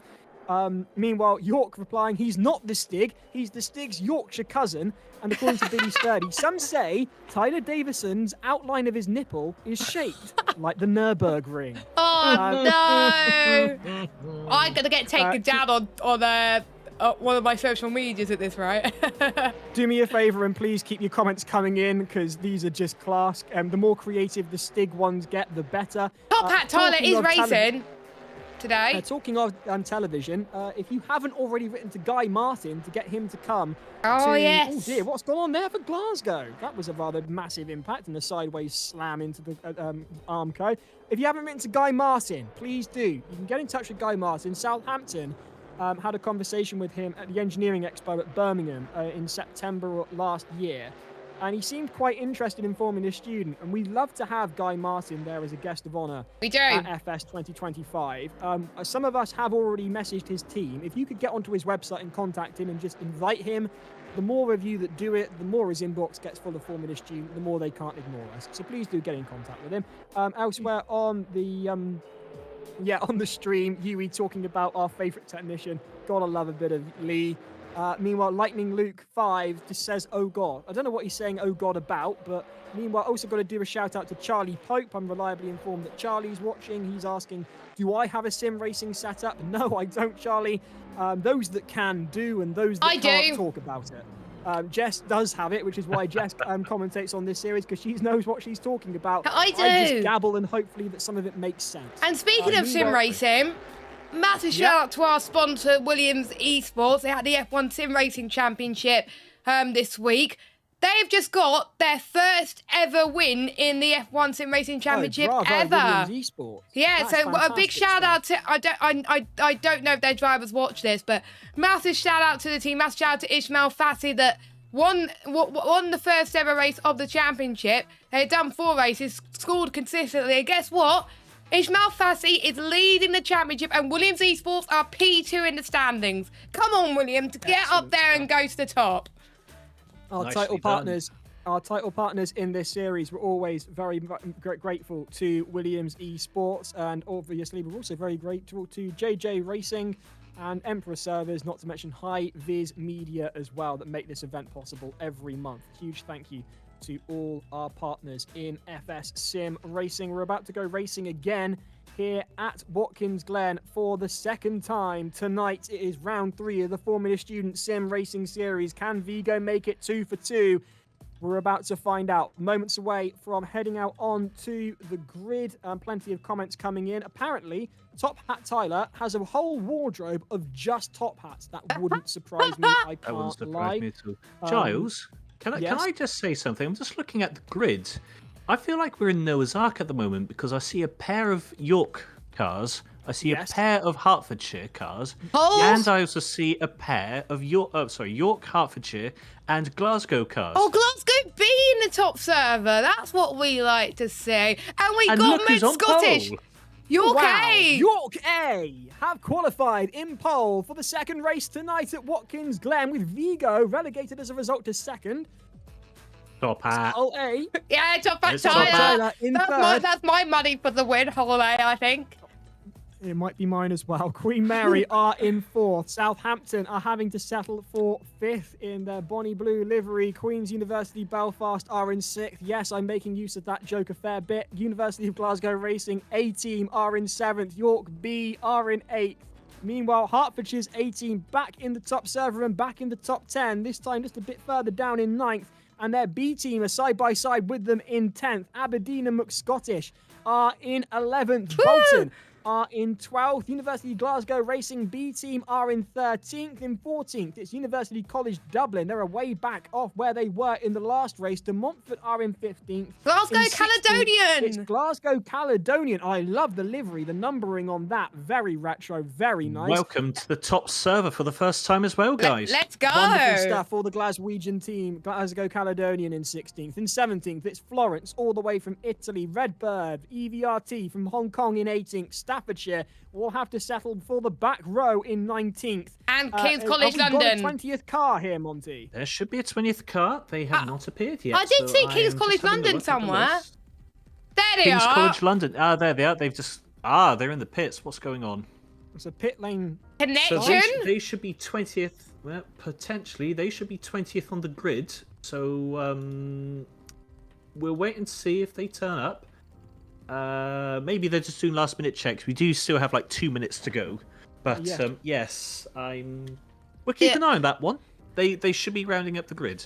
What are your money, guys, on the win? I'm going to go for Top Hat Tyler, Whole A. Giles. I wish I could be different and creative and create something of a competition in the commentary box, but I'm 100% with you, Jess. If he gets a good start, this could again go to Top Hat Tyler. But I must say, McScottish, it'll be interesting to see what he can do down in 11th and whether he can make up a few places.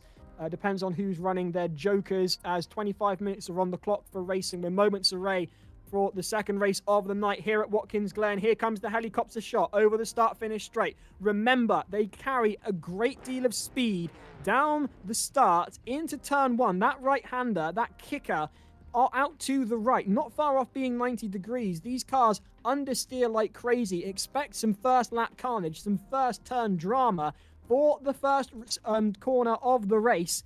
This could be really interesting. Moments away for the second race of the night. Formula Student Sim Racing. Title partners Williams Esports ready to go for another lap around Watkins Glen. In fact, 25 minutes of lapping of Watkins Glen in the 70s NASCARs. These are fantastic beasts to drive. We saw it with University College Dublin, going left to go Here we right and go. going right to go left. 6 lights waiting to go up. The revs are just beginning to build off the field. Here come the lights then. For the second time tonight, it's round 3 of the Formula Student Sim Racing Series with York on pole. But Vigo get a far better start off the line, and they're away. Here comes Hull A in the background as well to try and come on the inside of the right-hander, but that's Vigo and York A trying to battle it out for the lead. 3 abreast, and there's a lot of drama there. And out come King's College London from the pit lane, and they've got a great start there because they managed to miss out on that first corner drama. Vigo holding on to the lead. They beat York A off the line with a heavier right foot, but York A is staying right with them. Queen Mary under pressure from Hull A, but they managed to hold on to third with a back full of Hull A, and University Glasgow are just holding on then to the top 5, and the top 5 are bunching up together. York A take back the lead from Vigo. Vigo on the inside though, can they go? And that's really bad news for a lot of the teams. That's a huge crash at the back, and that is Queen's University Belfast pushed well back into 17th position. Vigo have lost first place. They are down into second with York A back into first, going well wide there. Oh, the Hull A team, that is Top Hat Tyler, having a bit of a calamity as he goes wheel to wheel, side by side with Glasgow. Glasgow have got the outside line. Hull A being swamped now. This is going to be dreadful for Hull. They are being sandwiched between Hull A, as Glasgow in third, and Queen's Mary Formula Student. And a disaster has befallen Top Hat Tyler. Has it though? They've gone wide and Top Hat Tyler takes it back. Unbelievably brilliant racing from Hull A, who managed to cling onto the racing line. They were swamped by Glasgow, by Queen Mary, but they both went wide. Top Hat Tyler taking a slower approach to that corner out of the start-finish straight, and that's proved dividends for the team. A brilliant bit of racing strategy for Tyler. That's 3 abreast. That's not going to end getting really chunky through here. That wasn't going to end well, but I like to have to say massive shout out, by the way, as there's people trying to go free wide into the blind apex. That does not work, but University College Dublin does make it work. Massive shout out, by the way, King's College London starting in last place, up to 10th position in this race. They avoided the carnage. It's great to see. We got Hertfordshire A fighting with Southampton. We didn't think that we would be saying that any day of the week. York managing to get the gap increasing to 1.3 seconds. It's going to be between them and Vigo, I think. But Hull A, they got to close up the gap a little bit. Glasgow doing a great job, continuing with where they left off from race 1 in 5th. We got the Glasgow B team fighting with them for 6th place. I wonder if they're going to be working together there. Then we got Hull B and Hull A. Southampton's dropped down to 10th with King's College London up to 9th. Hertfordshire, sorry. Oh my goodness. Hull A's in there with Top Hat Tyler. Southampton, by the way, regained 9th place in King's College London. Wow. An absolutely monumental start to the race. 21 minutes 50 on the clock now. What teams can make the best out of this start and what teams came off worse? I must say, King's College London losing out that top 10 position as they vie with Aberdeen through the blind apex. And Aberdeen go through on King's College London. An excellent move by McScottish on the team that managed to avoid the drama with a pit lane start. Here goes the B team of Glasgow on the B team of Hertfordshire, and they get forced out by Hertfordshire. Quite an aggressive move for the team from Hertfordshire, and then that's a Hertfordshire sandwich for the Glasgow B team. The B team from Hertfordshire's ahead of them. Behind them, they've got the A team from Hertfordshire. Not a position I particularly like to be in, I must say. Definitely not. We're seeing some PBs here. I think you would rather want to be the one in the chasing train rather than being the one in the front of the train. To be honest, Glasgow B had a bit of a tank slapper. Just about saved the car there from more content from Hertfordshire A. That was I must say, Jess, so tight. That was Hertfordshire A tapping on the back end of Glasgow, and they managed to save that very well. They lost the position, but there was a bit of a tap from, I thought it was Hertfordshire A. Might have been Hertfordshire B. They lost the position either way, but one of the Hertfordshire known as a Hatfield handshake. Yeah, so it's Glasgow A are fighting with Hertfordshire B, and Hertfordshire A is fighting with Glasgow B, and the timings have changed. Ignore that. They're just whipping like no tomorrow. We have a few people wanting a bit wide. Hertfordshire B down into 7th place, but the A team gaining a place there. We've got Glasgow B right on the slipstream of Hertfordshire B. This is going to be some interesting racing as well. York B up the inside of Glasgow Caledonian up into 18th spot. We got Southampton. Aberdeen's up into 10th place by just overtaking King's College London. So the Scottish gaining positions like no tomorrow, and we can see York. Here is Southampton. The view for Southampton is the back end of Glasgow. Yet again, we're seeing Glasgow and Southampton duking it out. Can Southampton claw their way towards the podium with just over and under, I should say, 20 minutes of racing? Going wide there, I doubt it. It's a very interesting move there as the teams go through onto that blind apex. I've got messages coming through. It's all happening at once here at Watkins Glen. I don't think that Southampton have got the gap closed on Glasgow at the moment to be making a move. The gap has opened up between York and Vigo to 3 seconds. Queen Mary, former student, charging ahead of Glasgow's 18. Glasgow's 18 closing in on them as well. Going a bit wide there. Do both teams, is that going to be a violation of track limits? I'm sure the automated system will tell you better than I can, but it's looking a little hairy on the track limits for both teams there. And that is a rear end of Glasgow for Queen Mary. Queen Mary just trying to hold them off. And Glasgow through on the inside. Not close enough to make a move, though. This is really close as they go down the start-finish straight now. Glasgow will try and get the slipstream on the back of Queen Mary. They're getting closer and closer. Are the Glaswegians, are they going to switch it back? No, they're going to take the outside line. That's not how you overtake, but they have lost it then. Have Glasgow's 18 trying to get through on Queen Mary, and it just didn't quite work. Here is a broken wrist according to that camera angle. That doesn't look particularly comfortable for the driver. There's Southampton chasing down the B team of Glasgow. They're a lot closer now. Can they afford to make a move round the outside of the blind apex coming in through here? They are going to try to. I'm not sure whether that's going to work, but it looks to me like they're side by side. Can we get a wider angle on that one just to see where they are? And they are indeed side by side. As Southampton try and go wide on Glasgow. They've got a nose ahead, but Glasgow have got the inside line. Who's going to break first? And it's Glasgow who have break first. Hit the wall!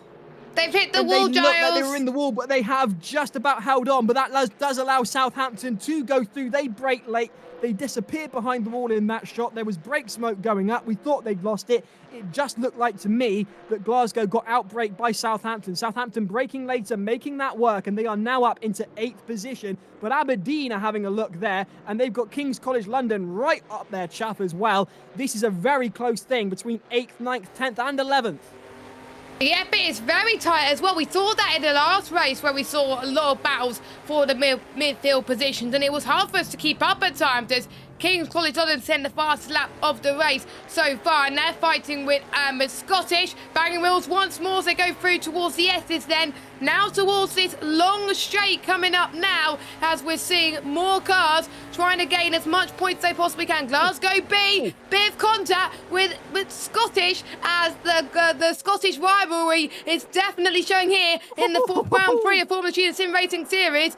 Supported three abreast in towards the blind apex. Surely someone has got to back off it. Someone does London's it. Corner, surely. King's College London. Just ahead enough that they can make that work. Beautiful. And they are sliding through there, going well wide, and they are very much taking an interesting route through the corner. I'm not entirely convinced about track limits there, but that's King's College London, and Aberdeen having a real barnet there, slowing down quite dramatically. What has happened to Aberdeen? Look, Scottish is sluggishly crawling down the running order. Something has happened to the number 23 car. Have they put looking so promising. Or they got damage that is. Oh, what's going on in the background? King's College London duking it out there with what looks to me to be Bolton. But can we find out what's happened to Aberdeen? They are now in the pits according to the timing I think board that's a there, retirement. That's an absolute disaster for Aberdeen and McScottish as KCL have got the inside line on Bolton. They just don't have the pace there. Bolton are nose ahead and managing to defend the position that they are clinging onto for dear life. Oh, Redbird. Redbird has just got past Glasgow B, Giles. They have indeed, and that is Redbird solidly up into the top 10 in 9th position. Now KCL taking it back from Bolton, and KCL go through side by side. Bolton and King's College London going on to that corner, the blind apex there, and going well wide. Oh, Bolton well held, but that would allow King's College up into 11th. The gap crying out for a car to fill it, and King's College London willingly obliging and taking 11th from the team from Bolton, who I must say did some spectacular sideways driving there. Love that, even if it's not the fastest way down the course. Staffordshire's fighting with College Dublin. Trying to get past University College Dublin. University College Dublin getting their tail out in an almost defensive manner, blocking Staffordshire from getting through on them, and Staffordshire will have to settle for 14th at the end of this lap, going towards the first corner now, getting closer and closer. Who's going to break first? Looking to the outside. Are they going to switch it back onto the inside? No, they're not. And that is going to have to be University College Dublin going well wide. Staffordshire have got the opportunity. They put their foot down and they take it. Staffordshire take 13th. University College Dublin down into 14th. Your race leaders at the moment are York A. They are 6 seconds ahead of the rest of the pack. There is Bolton chasing down King's College London, and the A team, I should say the B team from Glasgow, ahead of them, well away, is Hong Kong Redbird. Vigo are in second place. They're 6 seconds behind your leaders. Hull A are in third. Queen Mary in fourth. That's Bolton going well wide yet again. They are struggling to hold on here. Here's the B team from Glasgow under pressure from King's College London. They can see them in their rearview mirrors as they look to the inside. Do King's College London, then they back off. They decide now is not the moment to be making an overtake attempt, and that allows University of Glasgow's B team to hold on to that top 10 position just about. But there goes King's College London. No! That's a disaster for EVRT. The Hong Kong team make contact with the barrier, and they're sideways across the racing line. They're trying to get out of the way. Everyone taking a different line to avoid the slow-moving traffic that is Hong Kong after that absolute disaster. That was a calamity. Had one retirement from the race. That could have been a second. And here is King's College London, who've gone through on University of Glasgow's B team. They've taken that 10th position, and they're now up into 9th. Bolton down in 11th. And this is how we look at it as things stand at 13 minutes of racing to go. The top 10 rounded out by University of Hull's B team, Southampton in 8th, KCL, King's College London in 9th, and University of Glasgow's B team in 10th. Yes, indeed. Interesting fact, Giles. The top 2 who are currently leading this race so far, quite huge margins between the rest of the field. The top 2 are running their jokers this evening. So York A are on their joker. Vigo is on their joker as well. We got University College Dublin on their joker. Queen University Belfast. Hertfordshire A on their joker. We got De Montfort on their joker. Aberdeen, Staffordshire, Hong Kong. We got Glasgow B, York B and Hertfordshire B. So if you're wondering who the jokers were in the chat, as we're seeing Whole A, Top Hat Tyler on Q, has gone a bit wide there.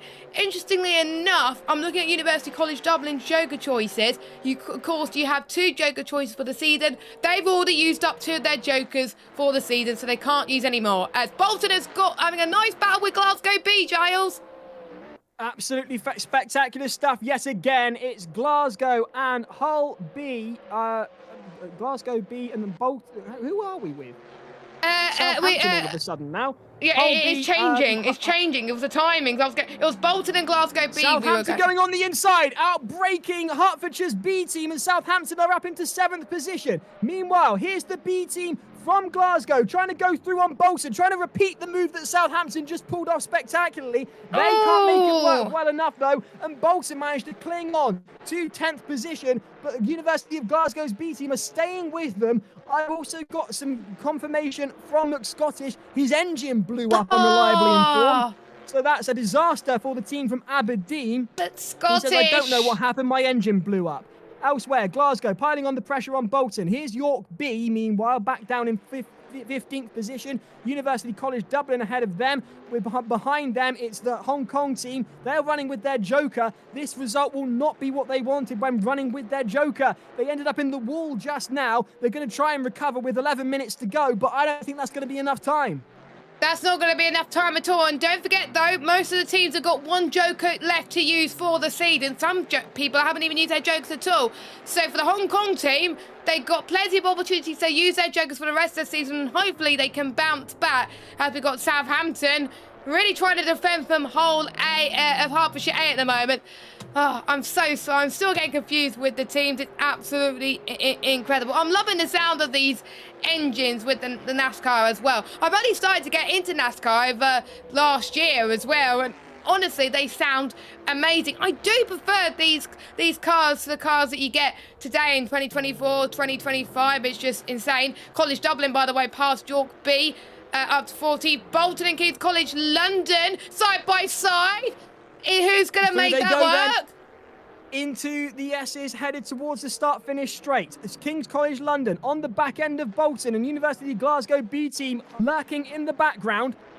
No room at all between the 9th and 10th place cars. Bolton under immense pressure from King's College London. They go look to the outside. They started at the back in the pits. They avoided the first lap drama. They're in 10th now. Can they go one better? Yes, they can. Bolton go wide. King's College have the inside line, and King's College take 9th place from the team from Bolton. An unbelievably brilliant bit of racing from King's College London. What made them start from the pit, I don't know, but it's clearly worked for them, and they are now up into 9th from the back of the grid. But Bolton are going side by side with them. Are they going to make this work around the outside of the blind apex? This could be really interesting. 2 abreast into this corner. Bolton have got a nose ahead. They're both braking, but King's College London have the inside line. They touch. They're going wide, and that's King's College London holding on to 9th position. They're still side by side, but it's just, to me, King's College London are ahead. Oh, this is really close indeed. Both going wide off the end of the wide apex there. King's College London are about to be outbraked now by Bolton, who go on the inside. And Bolton are about to take back 9th. And King's College London go wide to defend, and they take it back and are ahead of Bolton in 9th position. Well defended by King's College London. King's College London, it doesn't matter where they are, they're not going to give up without a fight. It's going to be, I think, another round. They're going to finish inside the top 10 as well. This gives me great hopes for the team going into the next few rounds of the championship. This is really insane as well. Hertfordshire B doing very well as well, keeping up with the likes of King's College London and Southampton.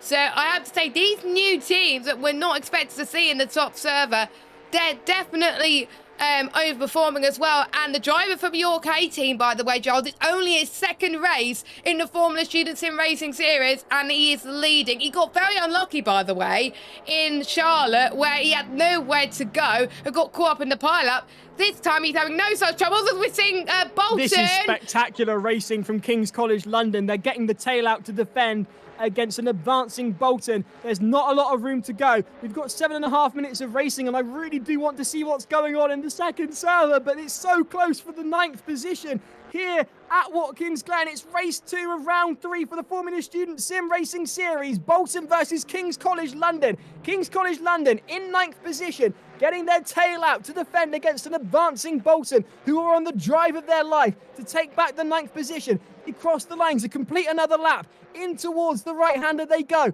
Can King's College hold on through here? Looking to the inside are Bolton, but they don't have enough room to manoeuvre around them. And that looks to me to be, is that surely not? Is that University of Hertfordshire's A team, who are slowing down dramatically and are now in the way of King's College, who are so trying to get away from Bolton? All of a sudden they've got a car in front of them. And now it's 3 abreast into the blind apex, and King's College London go through on Hertfordshire's A team. Surely, so much going the on. slower pace car's got to get out of the way. And King's College London go on the inside line, and this has put the brakes on Bolton. And Hertfordshire's A team diving to the inside for the best line, and they're managing to hold off 2 cars simultaneously. This is really intense stuff. You're on board with Bolton right now. They've been anticipating getting past King's College London, and all of a sudden they managed to reel in Hertfordshire's A team as well. Hertfordshire's A team had a mirror full of nothing, and all of a sudden there are 2 cars there. They're defending like mad, and King's College London are caught in the middle of it all. It's a pile-up and a sandwich for 8th position.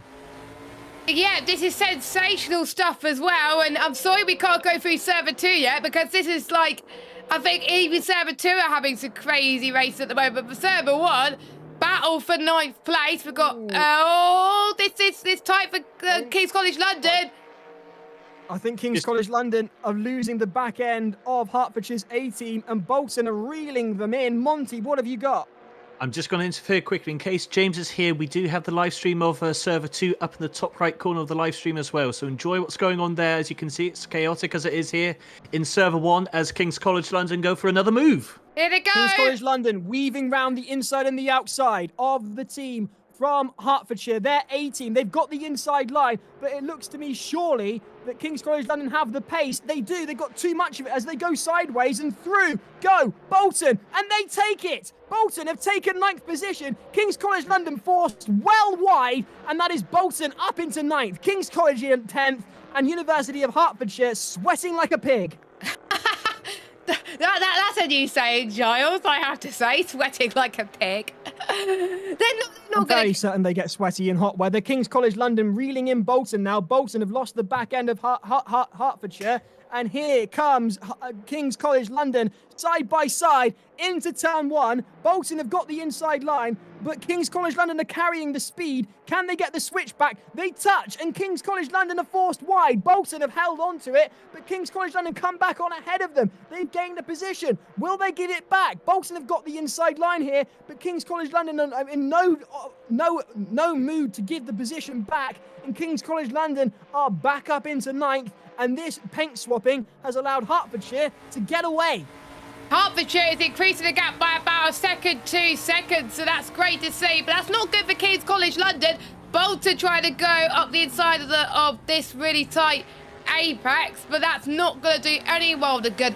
By the way, how on earth is York A pulling off that gap with the tyres almost starting to give up to Ghost? 13.6 seconds. He is on a madman. I've seen him race in many games before. Like his main specialist is in the F1 side of things. He's a part of the Ferrari esports development program, and this is why he's fast. This is why he's fast, and he's showing that he can adapt to any series in only his 2nd race with us. We've got Vigo who's doing a great job. I think at this rate, Giles, I think we could see Vigo topping round 3 standings the way this is going, because they got P1 in race 1, they're going to get P2 in race 2. They're getting some very good points. Top Hat Tyler is closing the gap to Vigo though. P2 might not be said and done yet for Vigo, as Top Hat Tyler wants P2 so badly here. 3 minutes of racing to go. Monty, what have you got? I was just going to say, it's not surprising to see York A pulling away here. We really got to see their speeds last time out. They demonstrated it fantastically until, unfortunately, getting caught up in that crash with Southampton last time out with the MX-5s. But I was going to say, inspired choice, that was a bad England from me there. Inspired choice from anyone who went for a Joker tonight, because they have capitalised on it and they've really thrown... Top 2, Joker. Yeah. Well, look at how many are in the top server who have run their Joker. There are names in there that we've not seen all season, and suddenly they're up here. And so for those who are brand new to the series, just so you know, what we mean by a Joker is all the cars run at plus 5% of whatever their original weight is. So when they implement a Joker for a round, they're allowed to do this twice in the season. Bolton. And when they implement the Joker... Bolton! No! I've got to interrupt you, Monty, because Bolton are off the track. As you were talking us through the Joker, it was just going from bad to worse, and all of a sudden they're a DNF. I hate to break the news, but Bolton are out after an absolutely monumental battle between them and King's College London and the Hertfordshire A team. That is a result none of us wanted to see. A fantastic race from Bolton, but that's a DNF for them. Whether that's a server issue, whether that's an issue at their end with their setup, or whether that's their car conking out, I couldn't tell you. But that's a disaster. If someone could tell in the chat what happened, that would be lovely. It's Queen University Belfast as part of Short B. Massive shout out to Hole A and Queen Mary, not running a Joker and still doing a great job in 3rd and 4th place. Hole A is definitely putting the pressure on Vigo. Vigo's on their Joker. Hole A is not. It must mean Top Hat Tyler is doing a lot better with his tyres.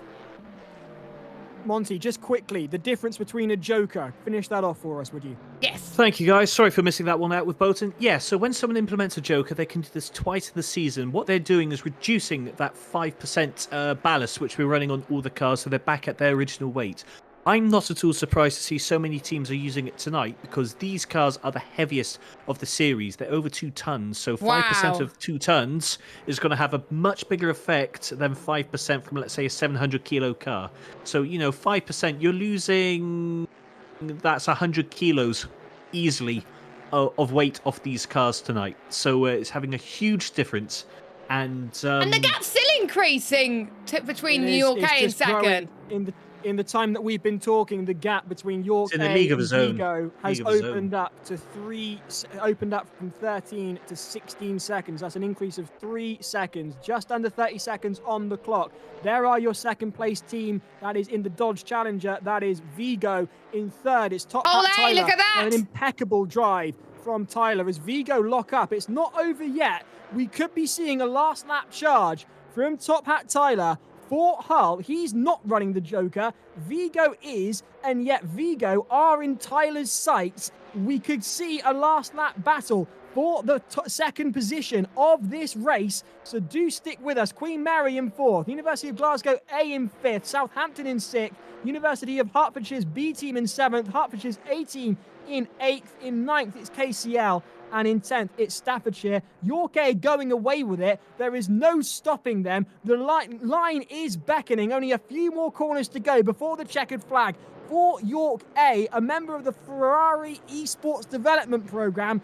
And they are clearly putting their money where their mouth is tonight as they cross the line in impeccable style to take a nearly 20-second advantage across the line. And York take the first victory of their night tonight. Vigo, they won tonight earlier on. They're going to cross the line in second with a storming Tyler Davison for Hull, bringing up the rear of the podium very closely in third with no Joker. A great drive from Tyler. Here comes Queen Mary Formula Student. They went into this round leading the championship. Fair play, Glasgow. Potentially not. No. Queen Mary crossing fourth. In fifth, it's Glasgow's A team. A couple of back-to-back fifths for Glasgow makes their best result of the night.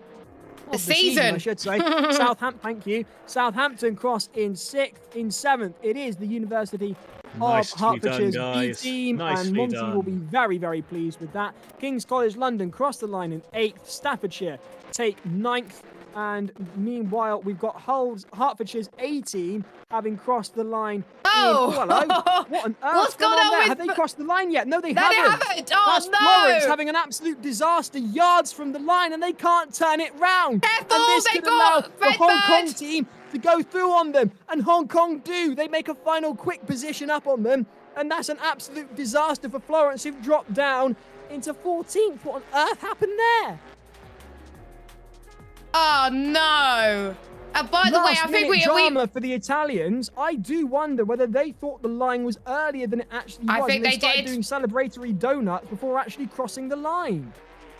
No, it looked like they dropped on the last corner there. There was about 3 cars battling for the position on the run up to the line. I think he just got a bit too heavy with his right foot.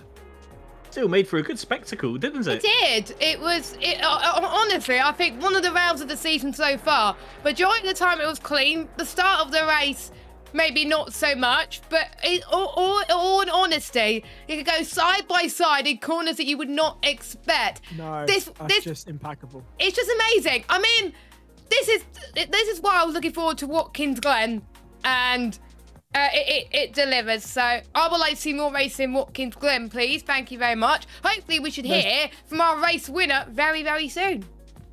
There's been some great comments coming in, and someone said that whoever chose this combo deserves a knighthood. So Monty, apparently you're in line for a knighthood. Go on, Monty. Meanwhile, Sir Lily... Monty, thank you.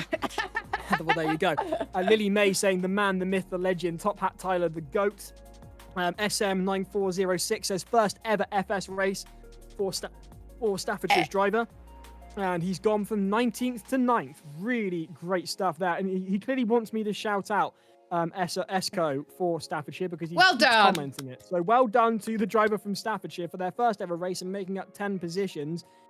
Elsewhere, Mayo say, some say Tyler's Achilles heel is the top hat. And then I'm Billy. not gonna lie, I think we're creating a bit of a legend in the sim racing for Tyler, and he will become our version of the Stig at this point. He said he's picking his top hat at Silverstone. Congratulations to Tyler for that third position. Vigo taking second. As Jess said, it seems highly likely that they will come out as winners of this round. What will that do to the championship standings? Do stay with us. We will also be bringing you an interview with York's driver after that absolutely barnstorming drive. 16 seconds between York in first and Vigo in second. And bear in mind, Vigo are no slouches. and yet they absolutely just couldn't keep up with York. What a wonderful It's drive. insane. We'll have an interview with the driver from York with you as soon as we possibly can. Do please keep your comments coming in. JX says, well done, Fred. Meanwhile, University of Leicester saying ultra cheeky P2 and P3 for University of Leicester. That's it, Saboteur. Lily May saying Tyler the Yorkshire Stig. Fair play. Some say underneath his top hat is a tattoo of a top hat. Elsewhere, York Formula student very graciously saying great racing, everyone. Great racing from you. Gracious in Don't be victory and modest. Don't be I was gonna modest. say, gracious in victory and an absolutely blinding drive. You don't get a better team than that. Robbie saying, well done, York. Well done, Dylan. Good drive. Is that Dylan joining us here on the Yes, server? it is. Dylan, can you hear us? Yes, hello, I can hear He you. is. We're just trying to get his camera working as well, sir. Did you get the link from me? Hold on, give me. I had to get a chair to block the background, so if you're gonna. No worries, no yeah, worries. because it's just my bed, so I dread to think yeah. what's in that background. Driving from his my bed. bed. There we are, guys. Driving from his Yeah. bed. There we are. There we go. That's all good. I've just dropped you a couple of messages on the Discord as well there, so if you can just fill that out for me quickly, we'll get your camera and we'll get you on the show very, very shortly, sir. Well done. An absolutely brilliant drive. We'll be bringing you that interview as soon as we've got visuals. Apologies to McScottish. I think that was me that cursed you that time because I was predicting you to do rather well. I think we both predicted. We both predicted Miss Yeah, Scottish so- would do well. Between myself and Jess, we kind of ruined your race there with a bit of commentary curse. Do apologise. Although then again, someone did comment, yet another person to fall foul of American engineering. So I'm saying nothing. You might say that. I couldn't possibly comment, as they said in House of Cards. Meanwhile, Hull haters, you're rather quiet at the moment, says Billy Sturdy. York Formula student saying Yorkshire domination is going to make the sport boring. I mean, that's a question that we'll be asking in a minute. And then, Aileen Shine saying lap 1, turn 3 getting spun. oh, Scottish saying, can you all stop cursing me? I just want to do well. no. Sorry, McScottish. We'll try and shut up next time. But then again, talking is No. kind of what we're supposed to do in the commentary box, and Monty has Yeah. just said no. So there Yeah. we are. Yeah, no, you had good luck from us in first round. This is how karma works. It balances itself out over the course of the season. We Sorry. didn't say much in that round, but there we go. Matt saying, shout out York B, Call of Jewels. I've got rather interesting opinions on Call of Jewels commenting streak tonight and his insistence on the hashtag Hull hate for reasons that I don't quite know. Meanwhile, McScottish saying, Giles, you know my accent isn't that thick. I know it isn't, but it's the best that I can do. My dad's Glaswegian himself, and when he does his Scottish accent, is he can switch between Scottish and English. He does sound like he is. going Don't to ask do me, something Giles, about my unspeakable to accents. you. They're awful. Wow, you're from Devon though, Jess. I mean, my mother's from Devon, so I know Devon as well. Like, I love the Devonshire accent; it's quite nice. Although sometimes you need a Ganners! bit of a phrase book. Meanwhile, Passcraft saying big up Dom, carrying UGRB on his back. Suleiman Hussein saying up the York B. And Robbie also saying up York B, we're the best. And Call of Jewels saying it's just banter. Apologies for the comment about their video. Thank you. I should think so. How are we doing on the visuals, Monty? Well, you can see as much as I can at the moment. Dylan, I can see a wheel spinning, but no, we can hear. We can hear you. Yeah, sorry, that sounded wrong, didn't it? So we Oh, can hear you, Monty! but the camera hasn't come through. There we are, Montyisms at them again. Sorry, It guys. should be. So someone clip that, please. This is going to make the end of season highlights, I'm sure. Right, I'm clipping that. Dylan, I sent you a link. Oh, yeah, it should be working. You probably need to Hang refresh on, it, Monty. I better check. No. Did you send in the wrong link, Monty? That's exactly what I'm checking for, Jess. I don't trust myself at times, so let's have a He did that. Let's He have a did that wee for nose. race 1 as well. You sent the right He link. did, yeah. Let's see No. if It says driver 2, so that should be the right one. Should we carry on while Monty tries and fix it? I mean, There's a lot of something going on because I can hear all the noises of Dylan trying to make his Yeah, camera I'm work. trying to It's make it work. Yeah, give me a moment. And Dylan's just saying, give him a moment. He wants his moment in the spotlight. He wants you to see quite his rightly face. so. And, Quite I would rightly so. absolutely When, agree. The chat- when you win by a gap like that was a thorough arse spanking. Monty. So we need to see who was the person who did it. and The they question can't hear is, they can't hear Dylan at the moment. Ah, that's fine. There we That go. as well. Oh, in that case, can I get some technical support, please? There you go. Right, right, there we are. Right, now your voice should be coming through, Dylan. Thank you for the heads up there, guys. Yeah. Caller Jules no. pointed it out in the chat, so thank you, Caller Jules. Oh, this is waiting for camera to load when my camera is very on. Oh my god, it's on! Yay! Let's see then. Drum roll, please. There he is. Yeah. Hello, Dylan. Let's have a look. Yeah. Yes. The blurring Oh. hasn't worked. I'm gonna Oh, be honest. don't worry about the blurring. We've got to see Yeah, where a sorry. driving god like yourself sleeps. I was expecting maybe a chassis. You know, Dracula sleeps in a coffin. A chassis? Drivers sleep in a chassis. I was expecting a chassis. I'm also loving the representation of the team that you're part of their development program. I just want to make this clear. I know the sponsors here, but I just want to show this really quickly. Yes. Other So- Formula One teams are available as evidenced by our title partners down below. Yeah. So, you know, just They're not- remember, They're not as Um, good, but it's okay. Oh. you might say that. I would actually argue that given that Williams host us, support this event, and also feed us in July, there are things to be said. If Ferrari want to start giving us free stuff, we might circle back to this conversation. But for now, thank you, Williams. Strangely, I- York said the same thing. I'll also give you a quiet heads up now that I've got to get you all through security as well in July if you want to go and enjoy the facilities there. So any bad mouthing, they will remember. I warn you that now. I love the So- problems. Let's Carry on, just Jas. quickly recap this. You're a driver with the Ferrari esports team, or part of their development program. Just quickly, without bias to any Formula One teams, how does that work? How do teams, if they think they're fast enough, how do they get involved in that? Because we've seen some fairly decent driving from some of the other teams tonight who might wish to potentially partake or apply for development programs like this. How does it work? How did you get involved? And what does it entail? I mean, the way I got involved, at least on the F1 scene, because that's what I'm part of, is there's a lot of events. There's so many. There's a bunch of different leagues. There's a bunch of different tournaments. And essentially, the way it works is you do well in those tournaments, as you try to anyway. You do the same for the team as well. And then just hope. For me, I was friends with a lot of the people in the team as well, but they thought that I was good enough. I helped a community team do well in an event. And eventually they asked me, do you want to join Ferrari? I was like, yeah, sure. Sent a contract over, and then there you go. Woohoo. Fair enough. I mean, there you go. So that's the place to get involved. Get involved in the events, make yourself known to the right people, apply, and there you go. So talk us through the strategy for that race. I believe you were running the Joker, and you got a great start. I think you did start in pole as well. Do correct me if He I'm did. wrong. But what was the plan Yeah. going forward, and how did that materialize? Were there any adjustments that you had to make, or was it plain sailing? Because it certainly looked like plain sailing from the outset. I mean, I had some setup adjustments because of the car, for whatever reason. Just before we came in, for whatever reason, they just decided, oh yeah, let's not turn anymore. But yeah, I made those adjustments, and then from there it was just hope to be able to hold the lead and then just drive away, because obviously I knew I had pace. And also this race, I think the grid in the other race happened to end up being stronger, which went against my prediction.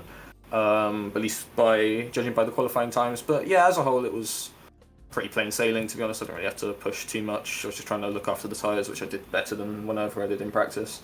Avoid lockups, avoid incidents, and yeah, just maintain what I had. For a driver such as yourself, when you're leading by that much and you're dicing through the rear end of the pack and you're getting through those back markers, there obviously in this series isn't the obligation for back markers to get out of the way.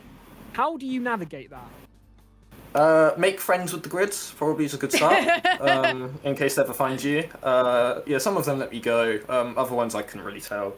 And then obviously in the last lap I was free wide going into the long right, which for me it was fine because I thought I'd just go wide if I had to, because I had so much space behind, which I kept getting reminded of by my team.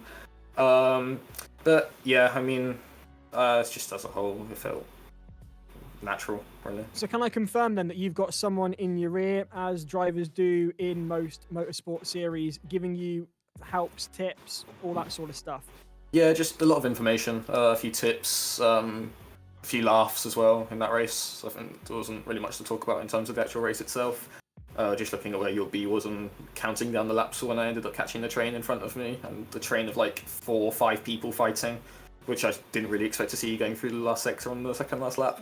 But yeah, I mean, yeah, there's people in your ear for sure, especially in our team. According to the admin for your Formula Student YouTube channel, for York Racing Formula Students YouTube channel.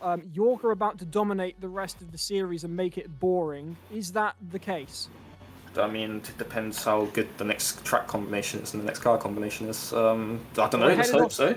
We're headed off to the land down under in Sydney. It's very hot there, so driving conditions should be good. How are you feeling as a team about the engineering challenges? Because obviously they're just as integral as the on-track action. I mean, the first engineering challenge in the Mazdas, because I obviously joined for that round, like the whole team itself, I think they did quite well. I played no part in it, I'm going to be completely honest, but as a whole, the team did quite well when it came to engineering. I think we got third as a result. But yeah, there's good people, smart people, and some analytical writers, as it turns out, in head of drivers, Adam. So yeah, this is a good team, and I mean, hopefully we can do well in the next few rounds. And I suppose the engineering challenge, maybe I'll be a bit more involved this time. 42 points. 42 points you scored in the engineering challenge, third place, and you were right. So they did very well in the engineering challenge last time out. So hopefully they can potentially do well this time out. Because I believe, Monty, is it getting announced tonight about the next engineering challenge? That's right. The second challenge is out tonight, guys. So keep an eye out for that one. This is going to be a tasty one again. A bit of a time constraint on this one as well. So this is going to be interesting to see how the students can get as much information into reports, knowing that it's going to be read within a certain amount of time. 10 minutes. 10 minutes, Right, wow. You heard it here first. The engineering challenge is coming out tonight. Get cracking. Dylan, it's been an absolute pleasure talking to you. An absolutely monumental drive. A gap that nobody could scale. It was brilliant from start to finish, and I've got a funny feeling this won't be the last we see of you in the series, and I look forward to seeing you at Williams Esports come July. Thank you very much for joining us. Yeah, thank you very much. It's been a pleasure. I'll probably watch it back, so I'm expecting some amazing commentary. But yeah, thank you very much. I have a lot to say about you, I'm afraid, because you were just too damn good. You were dominating. I saw there was a lot. There was so much going on, so let's hope for the best. It's usually the way in this series. Dylan, thank you very much indeed. Have a great evening. You. Well done. Bye. And that was Dylan from York, who drove to perfection the team to their victory in race 2 of round 3 of the Sim Racing Series for Formula Student with our title partners, Williams Esports. Williams. And also brought to you by JJ Racing, Highvis Media, and Emperor Servers. Just to make sure that we maintain our title sponsorship after potentially showing another team. Meanwhile, James, are you with us? And can you tell us what happened over in Server 2, please? I am with you, and I can tell you brilliant. what happened in Server 2. Cardiff, not a lot. Cardiff again. Cardiff again. There were a couple incidents quite early on, namely between Salford and Edinburgh, and I believe Surtees and Strathclyde as well, which aided in Cardiff's rise to the ranks. I believe they were in first place on lap 3 or lap 4. So it wasn't very much a competition for them this time round. They dominated. They got a lead of 31 seconds over the University of Leicester. Salford recovering and getting third position there. You got Exeter 31 seconds. Gee, sorry, I've just realised what you said there. It was a domination for both races then, wasn't it? Look at that. It very much was. Wow. Unfortunately, we had a few cars missing from this session, so unfortunately, a little bit of a less cars on track, less action. But the biggest losers, unfortunately, were Strathclyde this time as well. Unfortunately. Not the cleanest of races from them. I don't think it was necessarily any fault on their part, but unfortunately suffered as the case.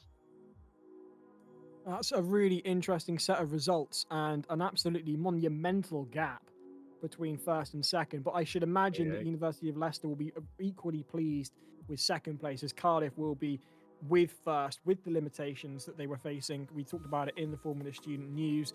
Thank you ever so much, James. Apologies that we couldn't bring you in during the racing. It was just so wheel to wheel that we didn't have time to catch breath. But we had a picture-in-picture.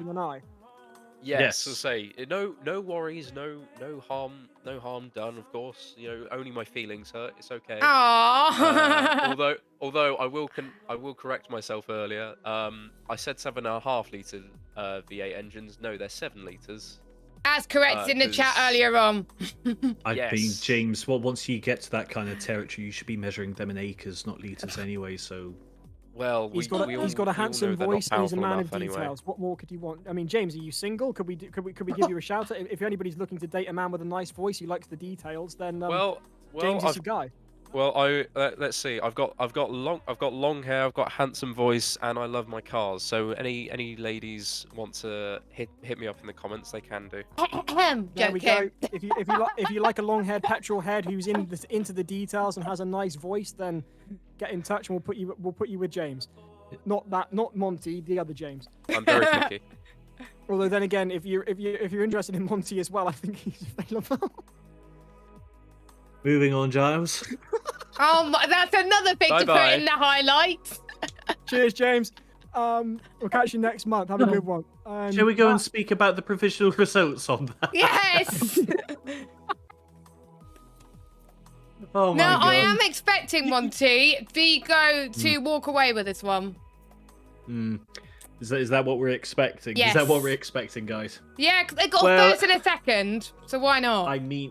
I mean, yeah, you're spot on there, Jess. Mathematically speaking, that was a class act from Vigo tonight. Look at that. But look how close it was from second to seventh. Ooh, that is And Hertfordshire B, congratulations, Hertfordshire, for getting their first podium in this series. Well so done. I'm a very happy boy tonight. But look at how close that was, and that really is a fair representation of what the racing was like tonight. Knowing that, it was such a jostle, and that topsy-turviness that we've seen all season. We've got another brand new winner in York picking up their first ever victory.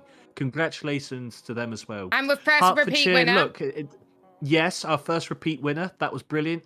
Hertfordshire, 3rd and 8th, by far their best ever result, given that they've always struggled to even get into the top 10 on a really good day in the past. Queen Mary University London, though, I reckon they're going to be the most happiest of all, because look how they did in comparison to Southampton 6th. Yeah. Exactly. They've pulled away from Southampton and from Hull, their nearest competitors. So that will only do wonders for their championship battle at the moment. And Vigo, that's going to pull them in quite nicely as well. Yes, sir. Look who's in 11th after all that drama that we were talking about in the form of the Hey, studios. Cardiff. They've done well, haven't they? I was not expecting that. And don't forget, they get half points. And they get half points because they got a one driver entry. Or is it their first one driver entry? Oh, no, it's their second. It's not their first one driver entry, Jess. I can tell you that right now. It is their second, I believe. So, yeah, they get half points. Not quite, so it's 95% points. But yes, you're right. There is a... 0.5 for that reason. There was... I think they got 52 or 53 points in total because they got the... faster slaps and highest climbers and stuff like that. So they would have got 50 points for winning. So 25 points per race for winning the bottom servers. Then they would have won a couple of bonus points for their faster slaps and for their highest climber as well. So that's why it's come to 50.5, in both races, yeah.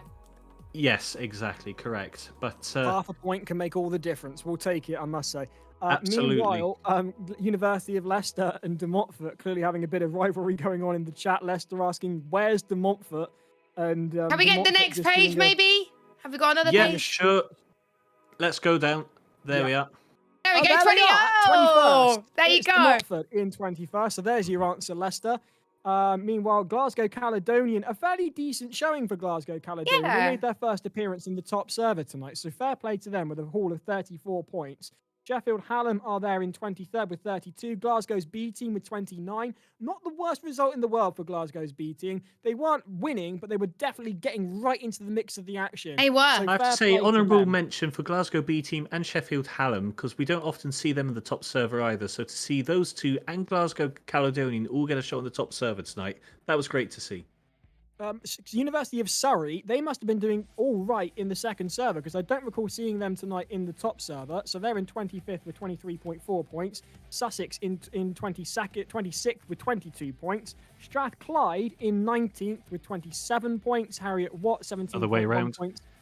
17, too many numbers going on. 28th is Harriet Watt with 17.1. 27th is University of Strathclyde with 19. And back down to 29th, it's University of Aberdeen with 14.25 points. I feel like I'm doing the chart countdown here. At 30, it's University of Edinburgh with 13.3. And then 31! we're just going to run out there. We're moving on to the standings. Let's find out the preliminary standings here for the end of round Wow. 2. That was what it stood like at the end of round 2. That should definitely say round 3. I don't know what the Okay. title is showing an error. I'm going to sort that one out, but this is definitely the point as we are at the end of round 3. Right, good. There we go. And they are holding on to the lead. It's Queen Mary University from London with 277 points. They are your first place team at the end of round 3. In second, the University of Hull with 266 points and chomping at their ankles. In third, with a 3-point gap with 263, it is the University of Southampton. Vigo are now down in fourth with 245, but they're not too far behind. No, They can no, still no. make Closed that the up over gap. the course of They've the rest closed of the gap season. quite nicely from that one. Have they Yeah. closed that? Brilliant. And meanwhile, College Dublin are there in fifth with 223. 203.65 puts King's College London in sixth. In seventh, it's the University of Glasgow's Welcome 18 back to with the top 10. 199. A brilliant jump up for those guys. In eighth, it's Queen's University Belfast with 191. A team I wasn't expecting to see in the top 10 at the end of this round.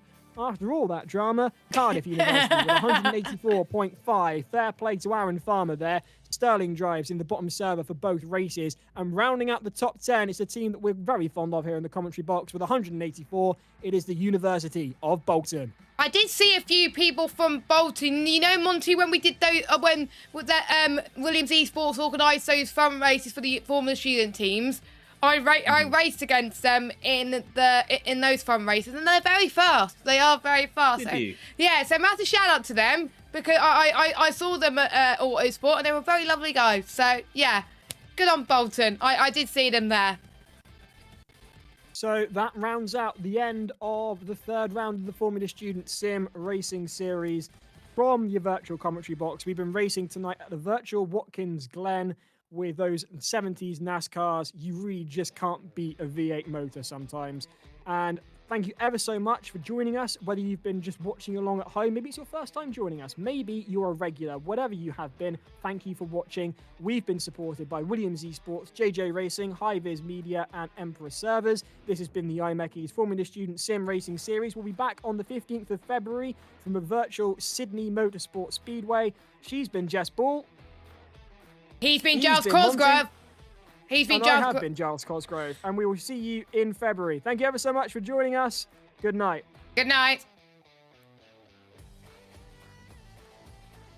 And we're safe. Hey. Nicely done, guys. Oh, I Right, enjoyed need to go and do, that was an amazing race. I was not expecting those results.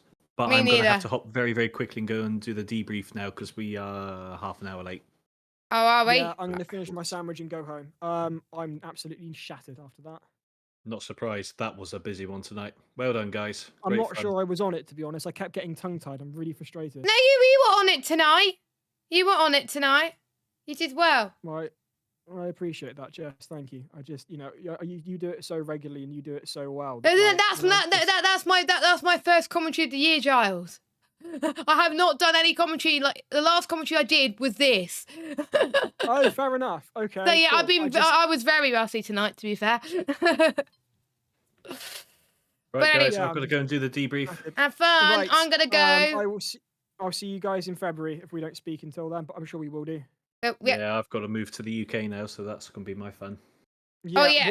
I'm assuming you'll keep us posted with what's going on with that. Yeah, yeah. I'll keep you posted. It's going to be High-Vis doing the next one now, so have you I got will that introduce sorted, you have to you? whoever the Yep, that's all sorted. I'll introduce you to Perfect. the contact probably at the beginning of February. Nice. All right, mate. Have a safe Right. journey over to England and all that. Thank you Yeah, very much. have a safe trip. Awesome. See you guys soon. Well done. All right. Cheers. Cheers. Bye. Right, bye everybody.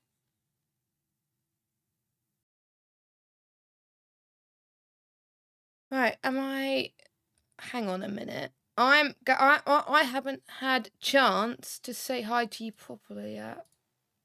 So let me get rid of this bad boy. So that was a little bit of behind the scenes of how Formula Student worked of Sim Racing Series. It's been good. By the way, I'm blown away I'm looking at so I've been on live on YouTube, Twitch, and for the first time, TikTok. I'll probably go on TikTok tomorrow actually as well. 314 likes, 265 total views, 1 new follower. Thank you so much for all the love and support. It's been crazy. I think I'll stream more on TikTok actually. I do not have a stream ending screen. It was so last minute doing a behind the scenes stream. It was crazy. Got quite a few things to upload. I've got some food to eat as well. I'm absolutely starving. So yeah, I'm gonna go and I'm gonna raid someone on Twitch. Even though I don't have a stream starting soon, I'm going to see... Oh, Franz Ferdinand is live, apparently. Apparently, I'm logged out of Twitch. So, hang on a minute. I've got to do this thingamajig.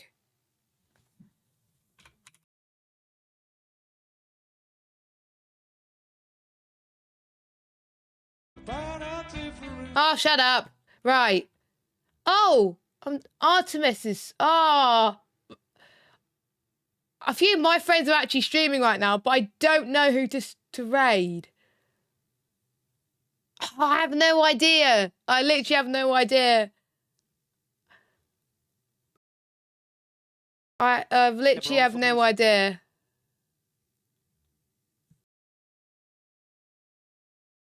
Oh, I've got... Artemis has got plenty of views. Let me see. I'm gonna... Right, if it'll let me do this. So I'm going to raid my good friend Nathan that I met at Autosport on Saturday, and he's doing the 24 hours of Daytona. I believe he's actually driving at the moment. Hopefully the thing doesn't come up. And I've got plenty of follows over the last few days, even though I haven't streamed. How on earth do I... What the... But yeah, I'm actually going to... What I'm going to do... Whilst I sort the raid out on the thingamajig, I'm going to stop streaming on TikTok. Thank you, TikTok people, for you being absolutely great for my first ever TikTok stream. We hope you enjoyed it, and I will see you very, very soon. Probably tomorrow, if not during the week, for some amazing streams. I think the next stream that will come up will be a throwback on F1 2020, because I've got a race there on Tuesday. So I'll see if I can stream that if my internet's good enough. But we'll see. Thanks for watching, TikTok Lubblers, and we will see you soon. So I think we've gone off live on TikTok. So I'm gonna... Wow. So, that is crazy.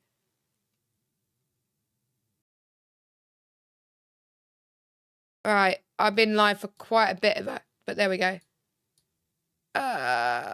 Apparently I was live for 0 minutes. I must have done something wrong there. But yeah, I don't know. But anyway, I'll need to double check that. View analytics.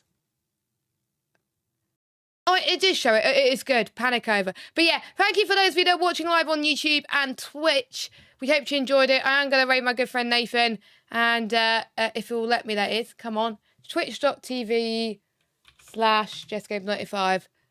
Right. /JessGames95. Right. There we go. Right. I think, yeah. So thank you for watching. We will see ya very soon. Do.